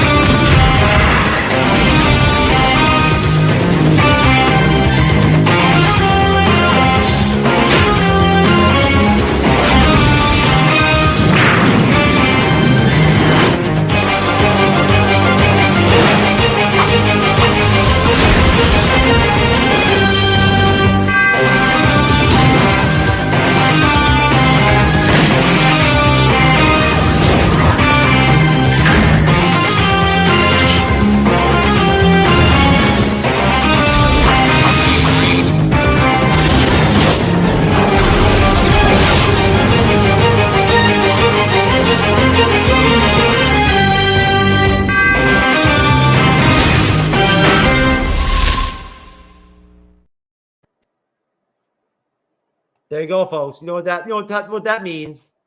I don't know. That must have been technical difficulties right there. I don't know where that came from. Yeah, sure thing. I don't know. I guess maybe my Pocahontas shared soul put this up. Something about a threesome with me and Storm and Rogue and Jean and and Jubilee can watch too. Oh well, you know what? She is underage, so Jubilee is eternally 15 forever. She can never be older than that. That is unfortunately the fate of Jubilee. Somebody should actually make a movie about Jubilee's wife, like about a serious depressive movie about how sad it is to be Jubilee and be stuck. She's like Sprite from like the Turtles. Oh my God. Stuck at 15. Right? No. I think Jubilee the movie will be fun, fantastic. Right. If you could actually interview the Jubilee character from the SB animated series, right, and like get her to be candid, give her one of those facial block deals where she can talk, right, like with her face scrambled. She'd be like, bitch, I've been wearing this yellow jacket for 17 fucking years. It stinks. It's you know what I'm saying? The color yellow is even my color, right? I'm tired of this shit. Yep. My powers suck. Oh my god. No. Rogue has that more, but she's a little more confident with her powers. So. Anyways, folks, episode 3 of the X-Men animated series is Enter Magneto. Yeah. Go ahead, Andreas. And 4, Deadly Reunions, because that's technically the second part. Yeah, it's technically the second part. And what do you want to do? You already have it pulled up, or do you already have the info as far as what they're trying to do with these first 2 episodes? Yeah, sure. Let me pull it up. It'll be very quick. So I can just to say, so with these 2 episodes, we get the introduction of Magneto. So the long-time X-Men arch enemy for Professor X. We get his backstory. We get his relationship with Xavier. At the same time, we get introduced to Sabretooth, who is an arch enemy of Wolverine. So we get hints of his of his past, of Weapon X, which we'll get later in the animation series. Which is good teasing for these 2, because these 2 do work in Weapon X and all that. But yeah, these 2 episodes are really awesome. Just gonna get into the fact that this show understands the X-Men universe and the characters, and they get Magneto right so well. They do. Good point. They really do. The animated series really connects very heavily to what makes the X-Men good, or did make them so popular, and whatnot. Right? It encapsulates it. And just to be clear, a little bit of detailed information here, folks. Episode 3 aired on November 27th, 92. Yep. And honestly, Andreas, maybe next week or the week after, we can actually start doing something where we actually mention some of the popular stuff that happened in the years that these episodes came out, like 92, 93, what big movies came out, right? Or like what was going on in the comics kind of thing. But basically the main characters, hold on one second, Andreas, the main characters of this episode, the feature characters are Magneto, Beast, Sabretooth, as Andreas already allotted to, and Cyclops. The main theme of episode 3 introduces Magneto, who is, of course, a powerful mutant with the ability to control magnetic fields. It explores his attempt to essentially break Beast out of prison, highlighting the differing ideologies between Magneto and the X-Men, and especially his friend, right? Close friend, Professor Xavier. Yep. In the episode, Magneto tries to free Beast from prison, but Beast prefers to stand trial, and Sabretooth demands Beast's release, leading to a destructive rampage. Cyclops aids Sabretooth, brings him to the X-Men's mansion to heal him. Magneto then uses Sabretooth as a secret agent, right? Or sleeper agent, to attack a military facility, setting up his role as a primary antagonist going into Deadly Reunions. Yes, correct. Yeah, that is a big shock, and it's cool because Sabretooth will be part of the Brotherhood of Mutants. And it's in episode 4 where he actually, he vocalizes that he is there, under the instructions of Magneto, right? So I don't want to conflate the 2 episodes that heavily, but the episode. And I'm sorry, Andreas. What else before I got into that breakdown and whatnot, everything? What were you going to say? Oh yeah, I can address the movies that came out in 1992. And by the way, I'm looking at the release date. This series came out right after Batman the Animated Series. This is 1992. And at the same time, we got Batman Returns that came out in June of 1992. So, yeah, that's right. 92 was when Batman Returns came out. Yeah, and there's other movies I can list down, but the few you need to know is Aladdin came out this year, Lethal Weapon 3, the Bodyguard. Oh, Lethal Weapon 3, the Bodyguard. I used to love the Bodyguard soundtrack, man. Gotta love you some Whitney Houston. Oh my god, my favorite song from that and her career is "I Have Nothing." I Have Nothing is my favorite Whitney Houston. Basically, almost every other song on that Bodyguard soundtrack was a number 1 single. Oh, really? Oh, wow. Yeah. You didn't know that? Oh, yeah. That album killed it. Of course. I mean, it was a. I mean, You know, I watched that fucking movie with my mom. Yeah. My mom. That was my mom's go-to movie, man. She loved Whitney Houston. Oh my God! Come on, we all do, and it's very sad that she's not. Yeah. Oh, we're Giants fans, man. So once she sang the anthem and whatnot, everything. I was too young to remember that shit. I was probably watching the game, but like too young to grasp like how powerful the anthem was with her singing it. But they watched it, and I think that probably is a reason why my parents were ended up being such big Whitney Houston fans was that anthem. Yeah. That version. Yeah. It's very true. And what else was going on? I know that around this time, I think the X-Men, like the Age of Apocalypse, was like kicking in 1992. That was interesting. That was a very interesting connective series. Yep. Yeah. Because I think that was the first time they tied the self-titled X-Men comic into the actual Uncanny X-Men. Yes, exactly. Let me check. Wait a minute. It was 91 when the self-titled X-Men comic came out? Yes. Or was it 92? 91 or 92, I think. Because it sort of premised the animated series. It did. Yes. No. 1990 or 91 before this series. Because yes, because it premised it. It is. Come on, the animated series is based off of like literally like the splitting of the Uncanny X-Men into the other team. Yeah, if you don't know, this is directly from the Chris Kammer, Jim Lee, like this is the blue team. This is the blue team, basically in the X-Men animated series, right? Except with Storm. Yeah, I don't think they started yet the blue team. I think because it started during the Age of Apocalypse. And by the way, I need to correct myself. Age of Apocalypse started in 1995, so it didn't happen. Yes. No, but the blue team, gold team thing, if I remember correctly, it originated when they split the comics up and came up with the self-titled series. Yeah, I don't know when they started that. The self-titled series was the vehicle for the blue team. Yeah. I think that those comics set up Age of Apocalypse. What Jeff is talking about. They set up several. They set up several independent series. Yeah, I mean, they expanded a lot bit. Even ones for the X-Force was included into too, right? Yeah, X-Force, X-Factor was like included. When did X-Force come out? 92, 93? I think X-Force came out. I'm gonna pull it up right now. Talk about a spin-off X-Men show that would have been great animated. X-Force, man, would have been great. Oh, yeah. So yeah, the team came out in 1991 in the New Mutants issue 100 of April. So 1991. Oh, the blue team, the split. Yeah, yes. Around there. Okay, most definitely. And when did you say the self-titled X-Men team comic came out? Let me check that. Oh, we just guesstimated it was 90 or 91. Yeah. Yeah, 91, something like that.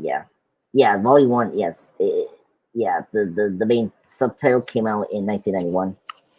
Remember the wedding issue when Cyclops and Jean got married, and the cover shot was the multi-page cover right now with all the wedding ceremony and whatnot with all the characters. Oh man, I don't. It's been a while I've seen that, but yeah, I think I remember. Everyone showed up for that for the wedding. Yeah, I remember the Fantastic one, the one there. I think even Magneto came. Oh yeah, because that's another thing. Because Magneto at the time, he was an ally to the X-Men at that point. Because remember, and Cable was there too. Even Cable showed up. Yeah, as the son of Scott Summers and Madeline Pryor. Yeah, which I think it was revealed during this time, 91, I think. So Magneto was an ally for X-Men during the 80s because he got reformed, and Xavier wasn't in the X-Men anymore because of the alien Shi'ar Empire. Because I think he felt ill. Which we're going to see in the animated series down the road, along with Cable. Right, everything we're talking about, we're going to see down the road. That's going to be coming down the road, down the pipe, as we rock through these episodes 2 at a time. All these characters are going to start dropping. They're all going to start popping up, and that's when honestly, Andreas, I had a feeling when we started reviewing the X-Men animated series, it would basically end up just servicing what I already wanted to do anyway, which was that whole project of wanting to just cover a shit ton of X-Men in general, talk about comic book stuff, talk about X Factor, talk about X-Force, right? All that stuff, Deadpool in the comics. I had a feeling once we started covering the animated series, it would just end up leading to us just doing it anyway. Just carry the conversations off the episodes. Because let's be honest, folks, those of you who watch the have seen, and are watching with us, these animated X-Men episodes, they're 20 minutes long, right?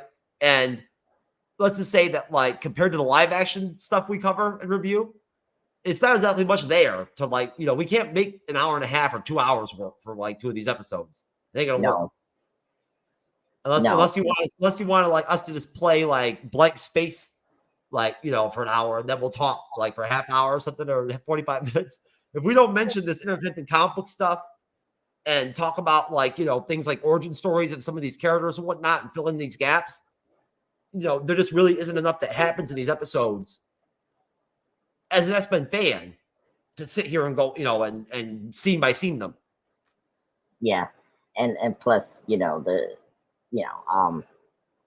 like a lot of the major like story arcs and two-parters are not yet reviewing yet until later in the series.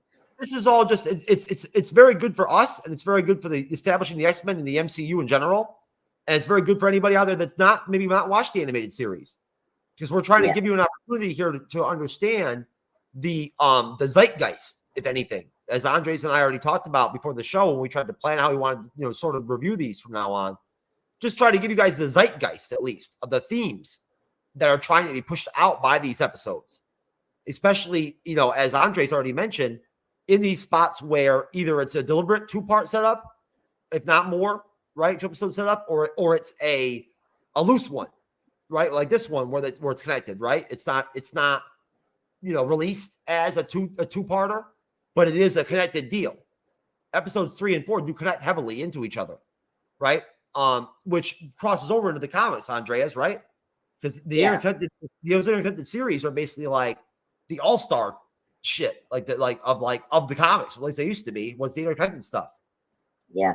Well, I mean, the fun part with the cartoon shows when I was growing up, this in the 90s, Spider-Man series, they heavily adapted a lot of the OG comic book storylines from the comics. This series not only adapted Days of Future Past, they did, they're gonna do Age of Apocalypse in this series too. They're gonna do the Dark Phoenix, storyline. Like they went through. I know they did it through the prism, basically, right, of the current X-Men of that time in the comics, which was cool. Yeah, exactly.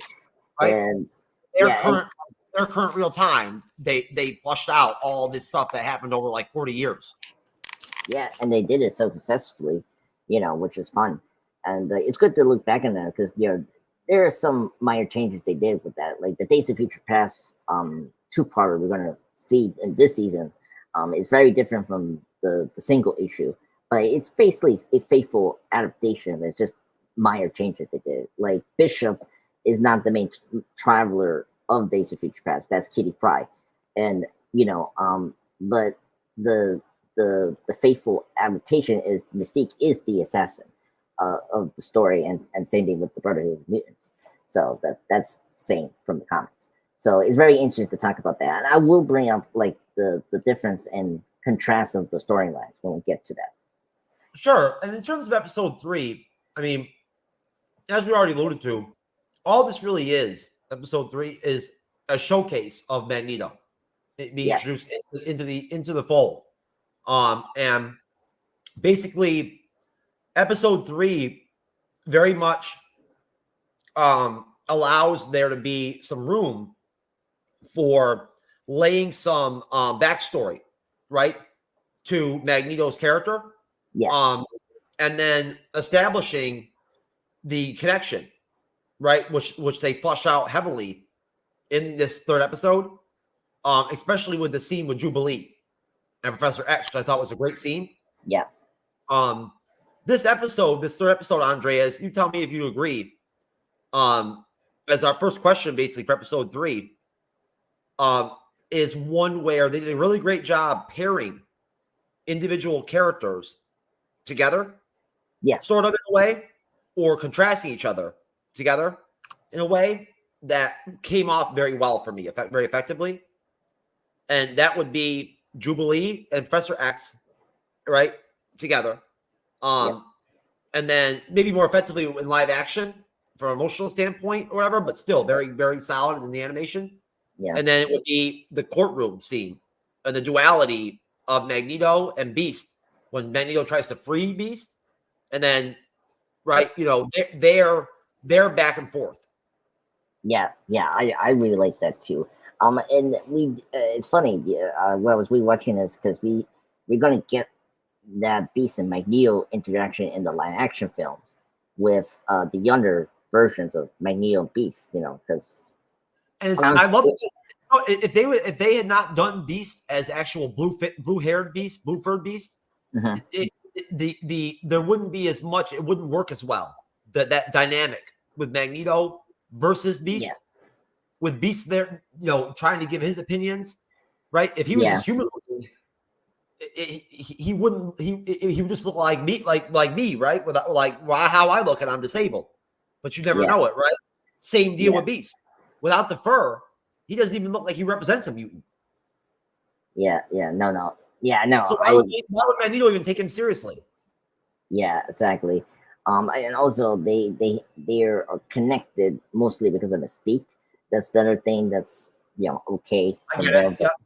Yeah, which is fine. It works better in the first two prequel films, First Class and Days of Future Past. But then after that, when they planned the X-Men animated series, they purposely wanted to put Beast in prison just so that they could have the duality with him and Magneto.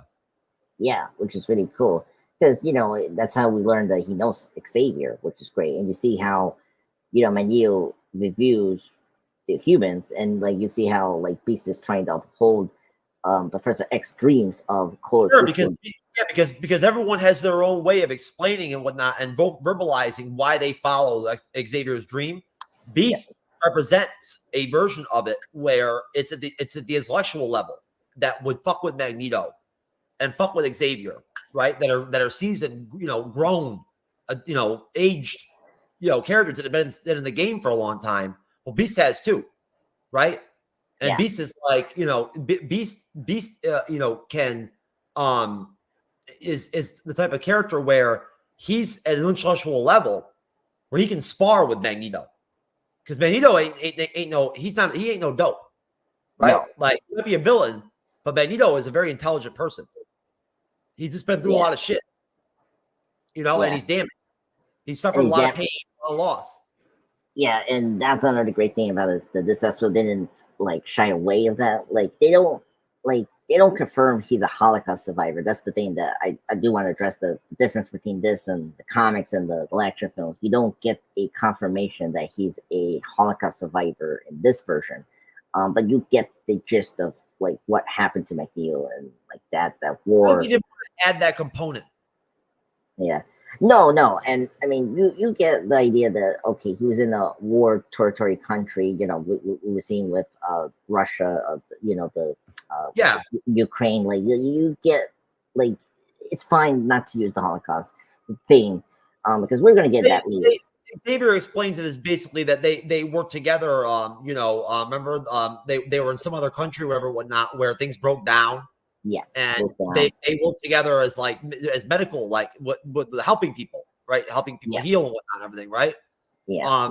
And that's how their premise was in the episode, is how they met, and then when things went to shit and everyone went to shit, and they tried to save their patients, they both, for the first time in both their lives, and this is not completely accurate at all, they both used their mutant powers openly in public together at the same time. Yes, which is very close to the 80s origin of Professor X, when they told us about, this is directly from the comics. I just don't know. Like an 80s version of being in the closet, right? And having your first gay encounter, right? Yeah. I mean, it's kind of sort of like that for real, Is it as bad as X2, with Bobby's, the Iceman parents? Like that was very like coming out from the closet. Well, either way, so what did you think? What did you think of the Jubilee scene with Professor Xavier, right? And like, her like she's, I mean, she literally just moved into the mansion, right?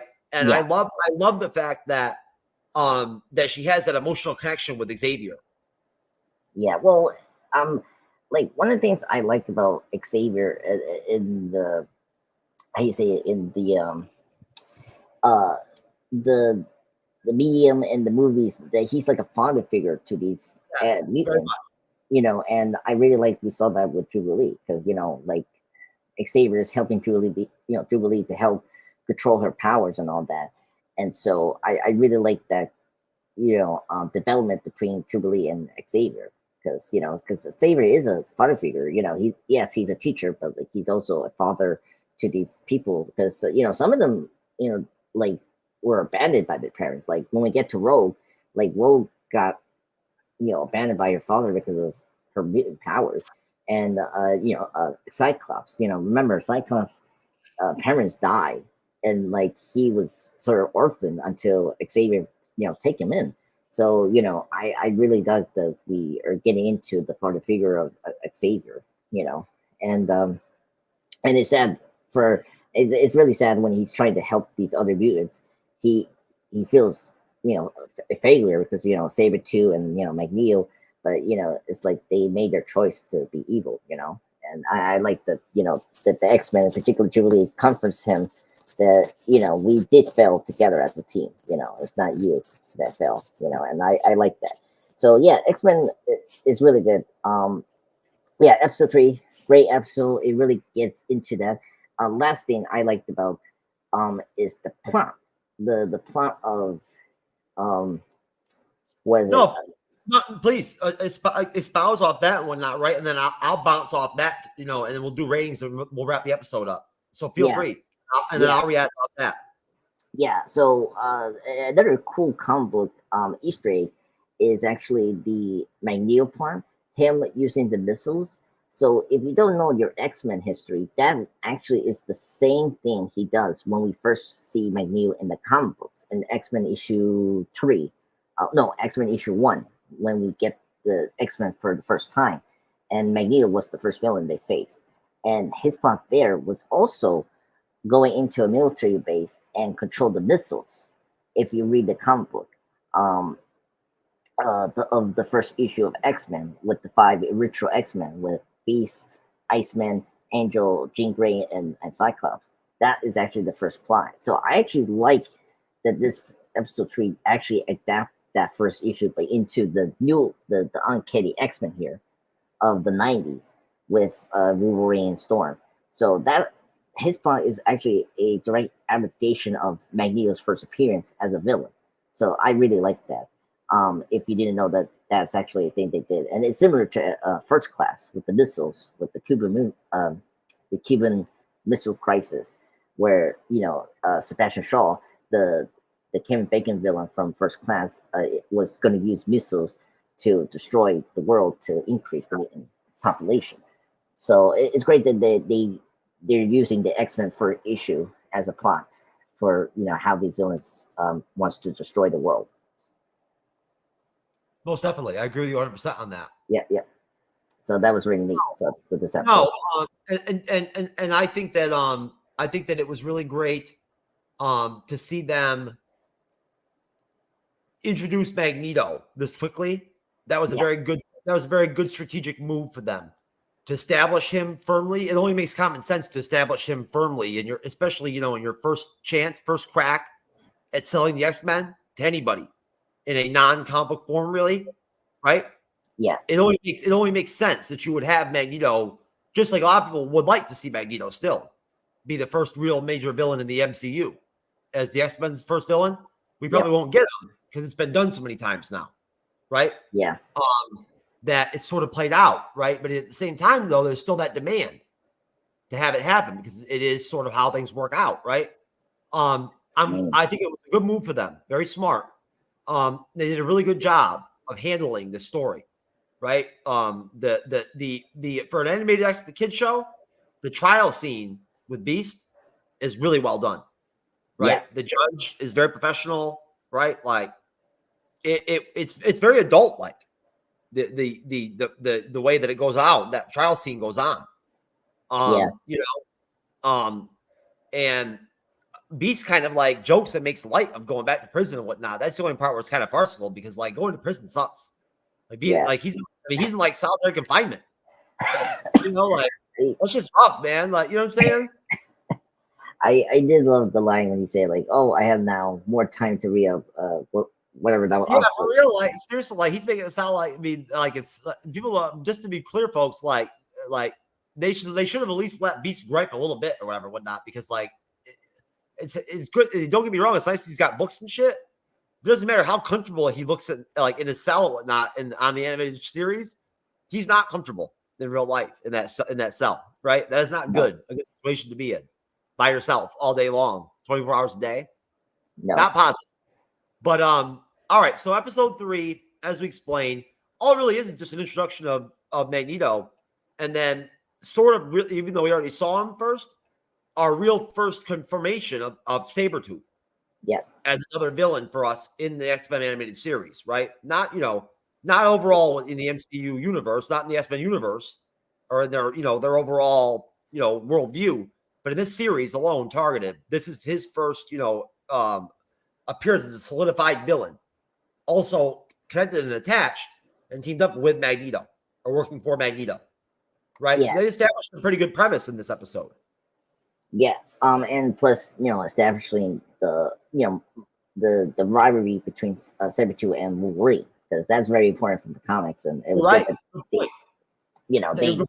No, and let's let's just carry over in episode 4 then with that, and we can do ratings for both the episodes at the end of the show, because we actually get to see that fully in display, right, in episode 4, when we then get, as already sort of mentioned already and talked about in episode 4, Deadly Reunions, right? That was aired on the date January 23rd, 1993, right? So basically a full month after the last episode. That's the kind of like time difference. I didn't know it was like that. I thought it was weekly. Wow.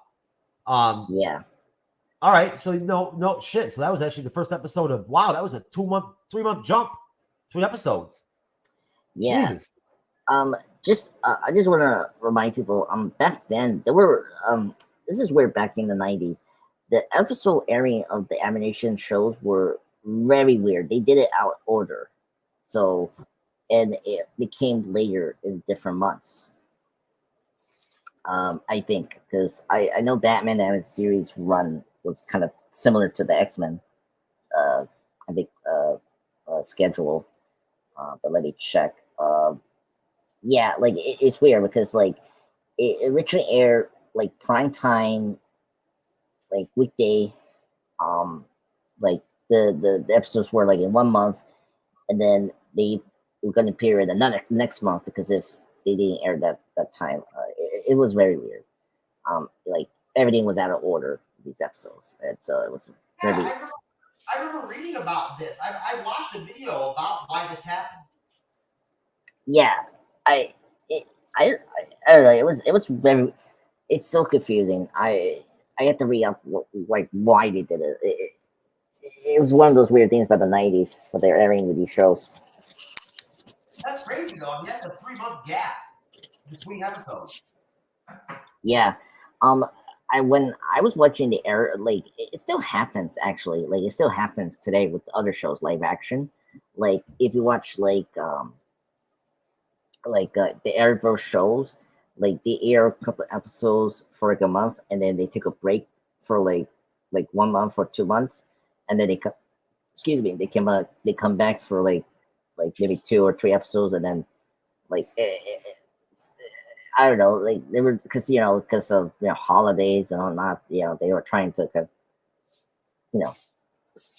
spread them out and let people watch it before the holidays and stuff like that. But I don't know, it's just weird. Well, hey, it's all good. I just thought it was weird.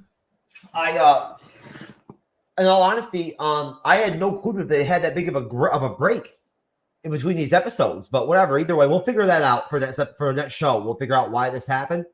But yeah, the main theme of episode 4, essentially, right? The main characters are again Professor X, Sabretooth, no Cyclops this time, Magneto, and Wolverine this time. Yeah. This episode delves into the complex relationship between Professor X and Magneto, as well as Wolverine's troubled past with Sabretooth, as Andre has already explained. Professor X attempts to heal Sabretooth against Wolverine's warnings. Yep. Meanwhile, Magneto continues his campaign against humanity by attacking a chemical plant this time. The episode showcases the tension between Wolverine and Sabretooth and the ideological clash between Professor X and Magneto. Yes. Now, these 2 episodes are crucial in setting up the series' ongoing conflict between the X-Men and Magneto, as well as developing key character relationships and backstories. The portrayal of Magneto's character, the ethical dilemmas faced by the X-Men, and the introduction of key themes like mutant rights, which we already delved into in episodes 1 and 2, as well, Andreas. Yep. And the fear of the unknown, right? Additionally, explore the animation style, and the comic book elements, which we've already sort of gotten into, to give you guys something, kind of comprehensive in terms of reviewing the episodes, but also, where they fall into the history of the X-Men and, and what's going to happen with the X-Men in the future. Essentially, one thing I left out that I think is worth talking about from episode 3 is that attack on that missile base or whatever, where you do see Storm go into action, right? And use her powers to essentially thwart the missiles or explode them, before they their target. Yeah. That almost kills her. Yeah, that's always it's really cool to see that because they're humans and using their powers does make them exhausted. It drains their energy very quickly. That's what something that I thought was cool was that they already established episodes 1 and 2 that this is a team that's been doing what they've been doing for a minute. This isn't new to them, right? Like they've been the X for more than one day, right? So they're good at what they do. You know what I'm saying? So we're not. This isn't the series we're going to watch these characters evolve with their abilities. You're seeing them at literally their full peak mutant powers, right? To the point where they can even tell when a certain thing that a character is going to do, like Storm with the missiles in episode 3, might potentially not only be dangerous for them, but might exhaust them and their powers or whatnot, right? But might be too much for them to do. That just shows you how long these people have been fighting together, right? Which you saw, from the pilot, the 2-parters as well with the Sentinels. So they knew what they were doing as well. Yeah, I forgot to. They never use times. They never use dates. They never talk about how many years anything has been. You know what I mean with that, right? I could I prefer that way. I don't need years or I always hate that in stories and particularly superhero stories. I always established superheroes. That's why I like Batman, the animated series, because Batman is full on Batman. That's why I love Kevin Conroy's Batman. And I like the Batman. I love the Batman. It allows you to assimilate immediately into what you like, right? And the whole world of whatnot is given to you right in one shot. Yeah, exactly. And I'm fine, having a young and inexperienced superhero, but sometimes it's kind of get boring, and I just want them to be already ready, type of hero. Which is that line that Feige and Marvel Studios are straddling with the X-Men, right? Exactly. In terms of how to introduce them into the MCU, right? You know what I'm saying? It's a one of many of the tougher moves to make when it comes to bringing the X-Men to the MCU. Most of it's pretty easy, right? Yeah. But then again, timing and how you deliver, right, is important. And to correlate it to the X-Men animated series, they killed it with this. They did a great job of doing what Andre's already talked about, allowing audience members that maybe only knew a little bit about the X-Men and only heard word on the street or whatever, right? It allowed them before there had ever been any X-Men movies, before there ever were any superhero movies besides Superman, right? And Batman at this time. Batman, it allowed audience members to come in, right? Because you know, children and adults watched this show when it came out. You know, this show was like a treasure. If you were an X-Men comic book fan, I'd have to imagine.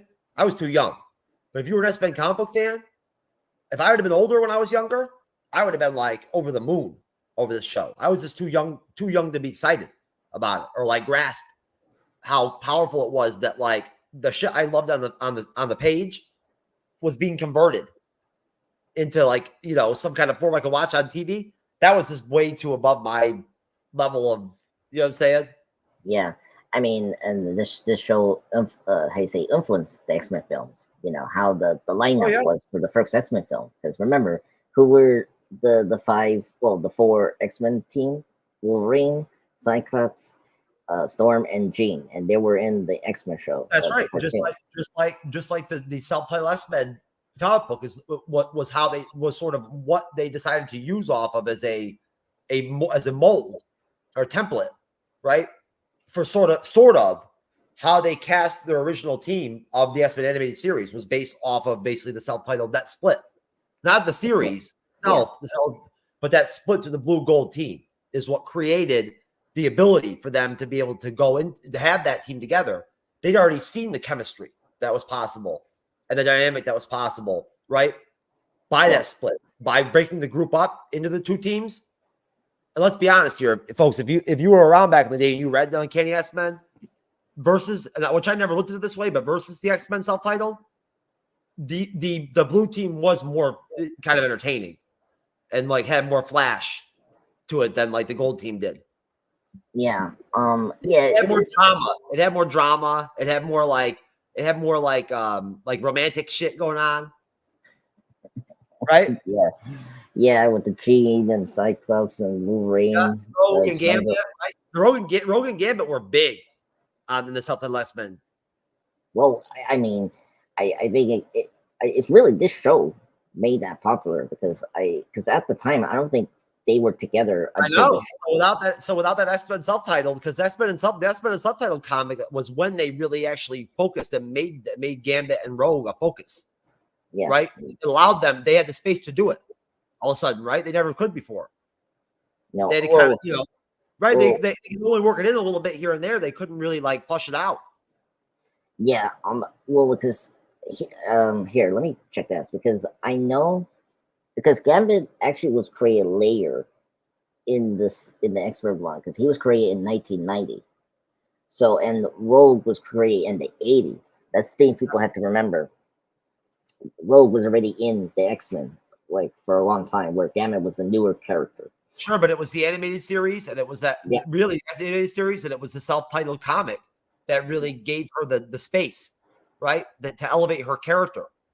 Right, you know what I'm saying? Because on the blue team and the regular X-Men, she was never considered a big, you know, member of the team. On the blue team, she actually was, right? Yeah. Like she had a presence. You know, like she wasn't just a side character or whatever, whatnot. So that's why you see her in the animated episodes as such an established member of the team. Like she's always been there, even though she's not an original X-Men. No. And actually now, you know, because you're reading up the seasonal X-Men, it's also good because you know the fact that this is a generational X-Men kind of like superior team. And it's a blend of the old and the new as one team, which is something that, again, the MCU'S is going to have to figure out how they're going to handle that, right? Because we've talked about this, you and I. We've talked about this on the show, and we talked about it personally. Yeah. How are they going to go ahead and do it? Are they going to cover? Are they going to copy the X-Men animated? Maybe they should, right? And throw Rogue in the mix, throw Gambit in the mix, throw Storm in the mix from jump in some way, even though they're not original core X-Men characters. This team gives us a mix-up of both the new and the old.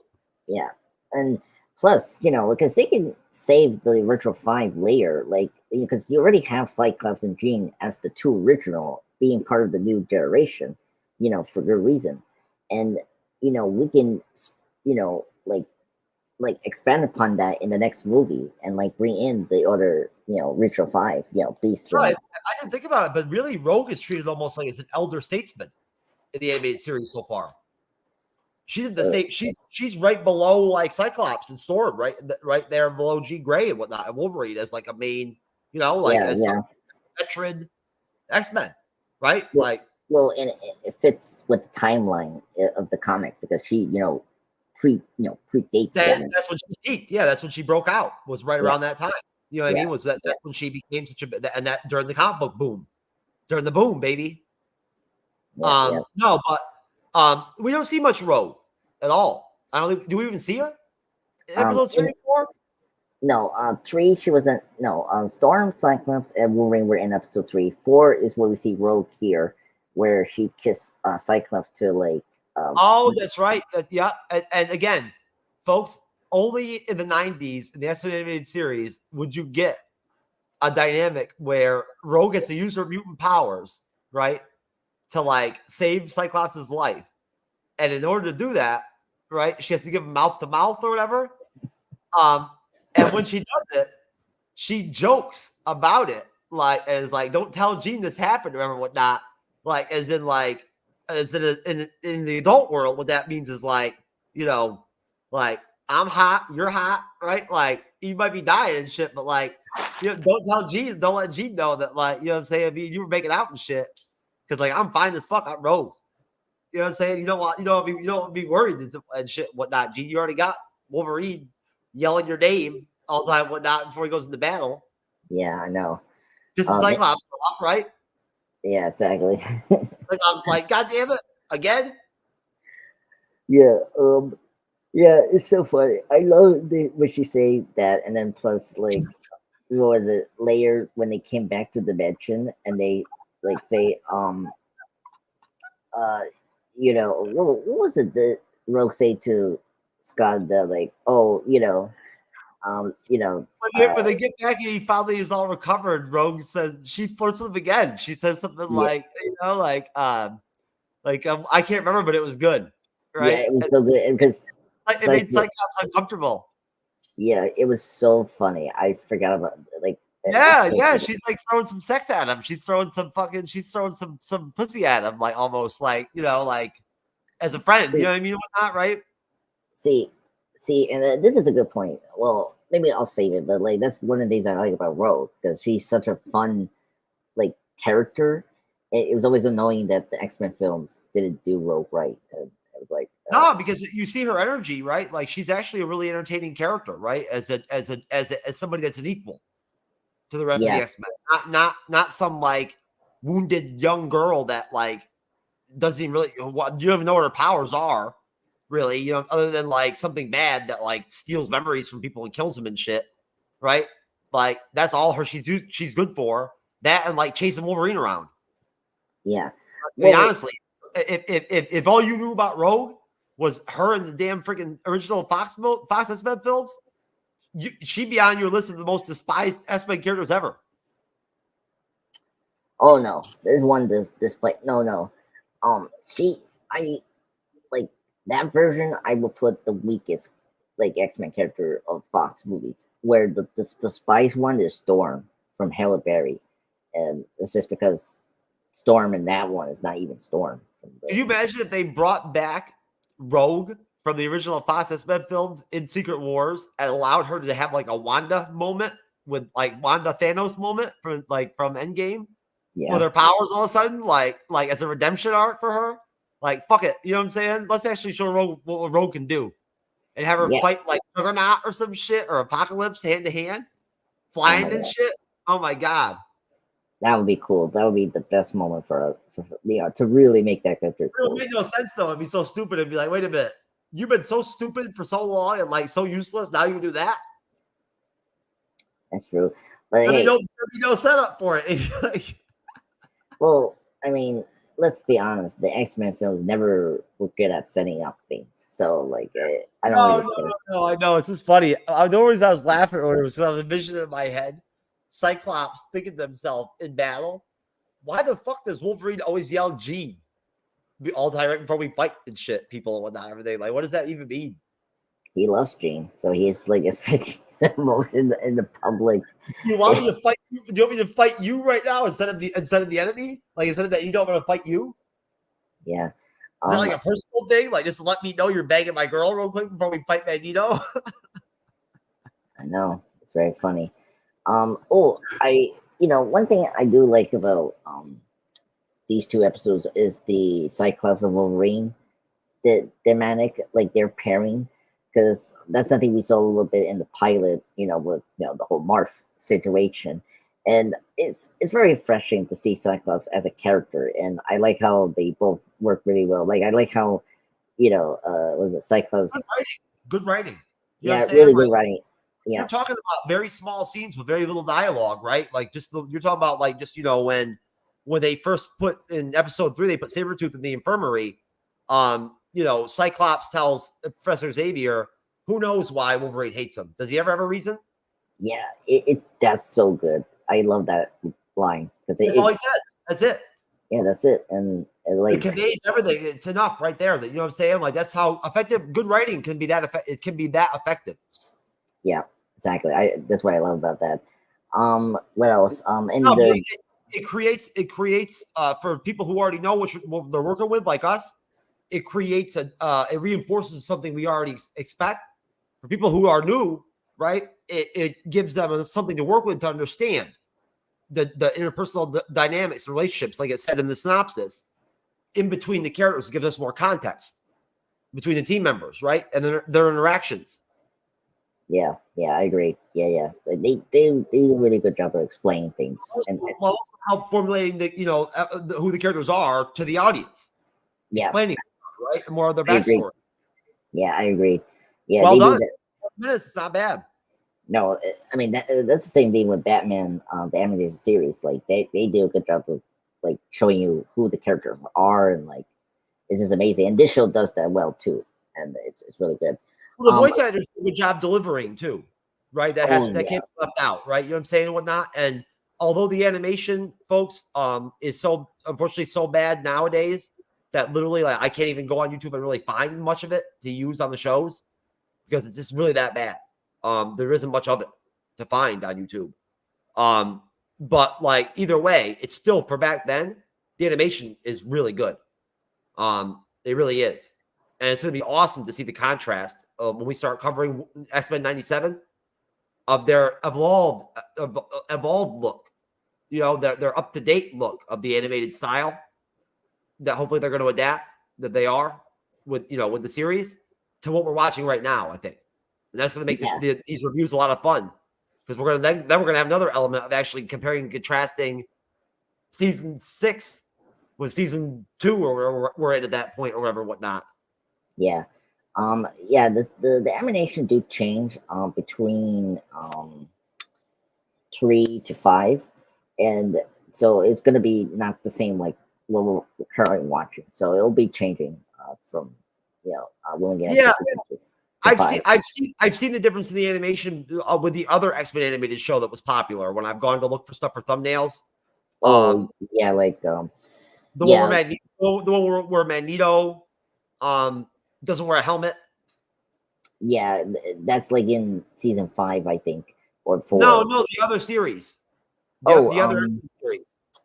What is it? I think it's X-Men Revolution is different. Wolverine the X-Men, I think.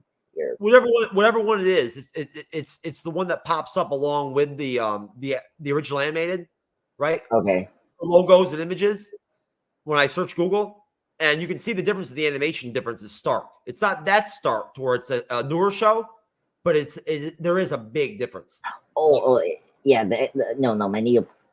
He's in the 97. Yeah, I see that image. Yeah, they're so different that I can't use them in thumbnails because it wouldn't be authentic to the X-Men animated show, right? No. The animation is way better. Whenever that show came out. Yeah. And plus, Magneto was already it was going to be reformed in the show too. So we do see that. And so it makes sense. He doesn't work totally different in the images in comparison in the animated series versus on whatever that show. They look totally different. That's how good the animation changed and whatnot between the two different shows. But no, just to wrap up episode 4, essentially, Andreas, right? What flushes out basically, right, in episode 4 is the activation of Sabretooth, right, with Jubilee of all people, who he sort of kidnaps momentarily. That yes, but knew that Professor X was kind of a wussy and likes to help people. And the X-Men's way of doing things is to heal, not hurt, right? So and to trust other mutants and whatnot, whether they're bad or not. They took advantage of that, right? And he set Sabretooth loose in the mansion to basically take over it, I guess. Which how that was going to work, I don't know, in all honesty, because Professor X could just kill him if he wanted to. But either way, Wolverine, that's when Wolverine comes in, and they scrap, and it's a good scrap. Yeah. One of the things you're not gonna see is him stabbing Sabretooth, but it's a good fight. For animation show. Yeah, and we hear the word adamantanium mentioned for the first time. Oh yes, with the claws, which we'll get into later in the series with the Weapon X, which is neat. Yeah, that's interesting. That's a really interesting wrinkle that I didn't even know, because I only watched past season 2 of X-Men Animated, so that's maybe not even that far. You know what I'm saying? It might even only been season 1. I know from reading ahead that we're going to get into the Weapon X stuff, and from doing research. I watched a very long video from Marvel, one of those big YouTubers that covers Marvel Comics, mm-hmm. On YouTube in digital form. I forget his name. Rob there from whatever YouTube channel. Comics Explained. Yes, Comics Explained. Yeah, I watched his whole 5 hour, 6 hour breakdown of Wolverine, throughout the history of the X-Men, and he got into all of the X-Men animated stuff and whatnot, and the Weapon X stuff. Yeah, the Weapon X stuff was more developed around the time here, because there is a main series called Weapon X, which they expand upon. So in the comics, in the comics, and the centric Weapon X episode we're gonna get. That makes sense. Does Sentry appear in the animated series? No, I don't think so. Alpha Flight and the Weapon X team do appear in this show. We'll talk about it another time, but that it's been heavily rumored for a minute that Alpha Flight will end up in the MCU. That for some reason they want to do Alpha Flight. Well, that makes sense, because that's a Canadian team, and that's the way you introduce the Wolverine there. You're right, and it's a good way to attract Canadian viewers to the MCU and grow the audience. Yeah, and and that's a good way to introduce Wolverine before him join the X-Men. Plus, it kills 5 birds with one stone. Exactly, and plus, some of the Alpha Flight team are very important to the Weapon X stuff, and so it just makes sense to do that. We're going to get some version of the Weapons S program, at least in its initial phases, in Thunderbolts. Yeah, I mean, that'd be very cool to set that up very early on, because the Weapon X is basically similar to the Super Soldier program. It is a Super Soldier program. It's the evolved version of it. Yeah, exactly. And so it'll be cool to tie that up, in this universe, because I see it coming. I really do. It makes sense if they're going to do Red Hulk, right? Why wouldn't they go ahead and head in the direction of doing some version of the Weapon X off that? Yeah, we'll see. What else? Basically, the way that the episode 4 concludes essentially is just that obviously the good guys win, right? The Sabretooth is vanquished. He's not killed, but he's vanquished. He's put away for the day. I can't remember. Does he get locked up? How do they end up dealing with him? I can't remember. Even though I watched the episode 4 times. Yeah, Sabretooth escapes because of course he escaped. Because Jubilee hit him. Yeah. Yeah, and then and this is the nitpick. I want you to laugh at this, because Magneto's helmet is metal, and in the movies, in the live action movies, they always told me they always told us it blocks Xavier's telepathic abilities. Yes. Right? Yeah, he adapts it over time to where, at one point I do. Yeah, in this episode, I remember it was weird that this show, you see Xavier affecting Xavier. Eric, in the telepathic attack while he's wearing the helmet. It was weird. It's like, is this helmet metal? Like, it couldn't have done that. I hope I think they kind of had to do that though, because they had to have that shared mutant ability power being demonstrated by Magneto, and have Xavier do it too, because we hadn't really seen Professor Xavier exert his mutant powers that much yet. That's true. Yeah, and we do see that more in these 2 episodes, actually. I think it was kind of important to establish, right, that that hey, this guy isn't just the father character, right? He also is a powerful mutant. Yeah, that's true. Because the only time we saw that in the first 2 episodes were just the cerebral. Him just being able to use it, which really, if you didn't pay attention, you wouldn't even have picked up him just using his psychic abilities, right? Yeah, in these episodes you do see that, which is great. It's like, I don't know, you've seen the show Legion. It's similar type of visuals you see here, where he's with Sabretooth. Like, that's the kind of image you see. I didn't watch Legion. I watched a couple episodes of it and whatnot, and everything, and I thought it looked visually stunning. Yeah, I love this. I actually saw all 3 seasons. It's one of my favorite show, and when they will, I definitely want to cover that. I'm gonna watch it. It's on my list. But no, as far as the episode 4 goes, it just basically wraps up having established Magneto as the main villain of the team, right? It's established the ideological differences between Xavier's dream and Magneto's dream, and set that up for the entire rest of the seasons. It's there now, right? Like, it's ruled, it's out there, and now we go into episode 5 and 6 basically, and we take on the next missions are or challenges are then. I will just kind of spoil a couple things, so we're gonna see again Sabretooth in episode 6, so that's cool. Episode 5, we're gonna introduce another mutant group called the Morlocks. They're very important. The Morlocks. Yeah, so we're gonna see them for the first time in episode 5 when we get into that. That's awesome. Week. Yeah, so it's gonna be a good. These 2 episodes are really strong episodes. They're really good. Oh yeah, we're gonna have to do the Morlocks, man. Yeah. So, exciting. All right. Let's do some ratings. Let's do rating. You drop a rating for episode 3. I'll go back. Then do 4. I'll go back, and then we'll get the hell out of here. Okay, awesome. Episode 3, I will give it a 9 out of 10. I think it's a strong episode.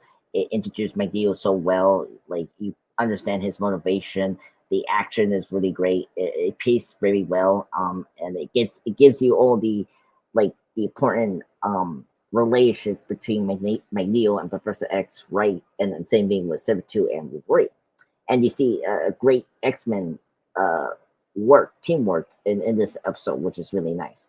So I give it a 9 out of 10. It's really great. I'll give it a 7.75, which I have not given a 7.75 in a while. Cyber, if you're out there somewhere. He doesn't like, for some reason, me doing 7.75s. Remember, he doesn't like that when I use those 2.5s and 7.5s and all that shit. Wow. I don't know, whatever. And then, what do you got for episode 4? Episode 4, I'll give it 8 out of 10. I think it was a good follow-up to the episode. I mean, it just leaves us, where we're kind of we saw from episode 3, more action. Just a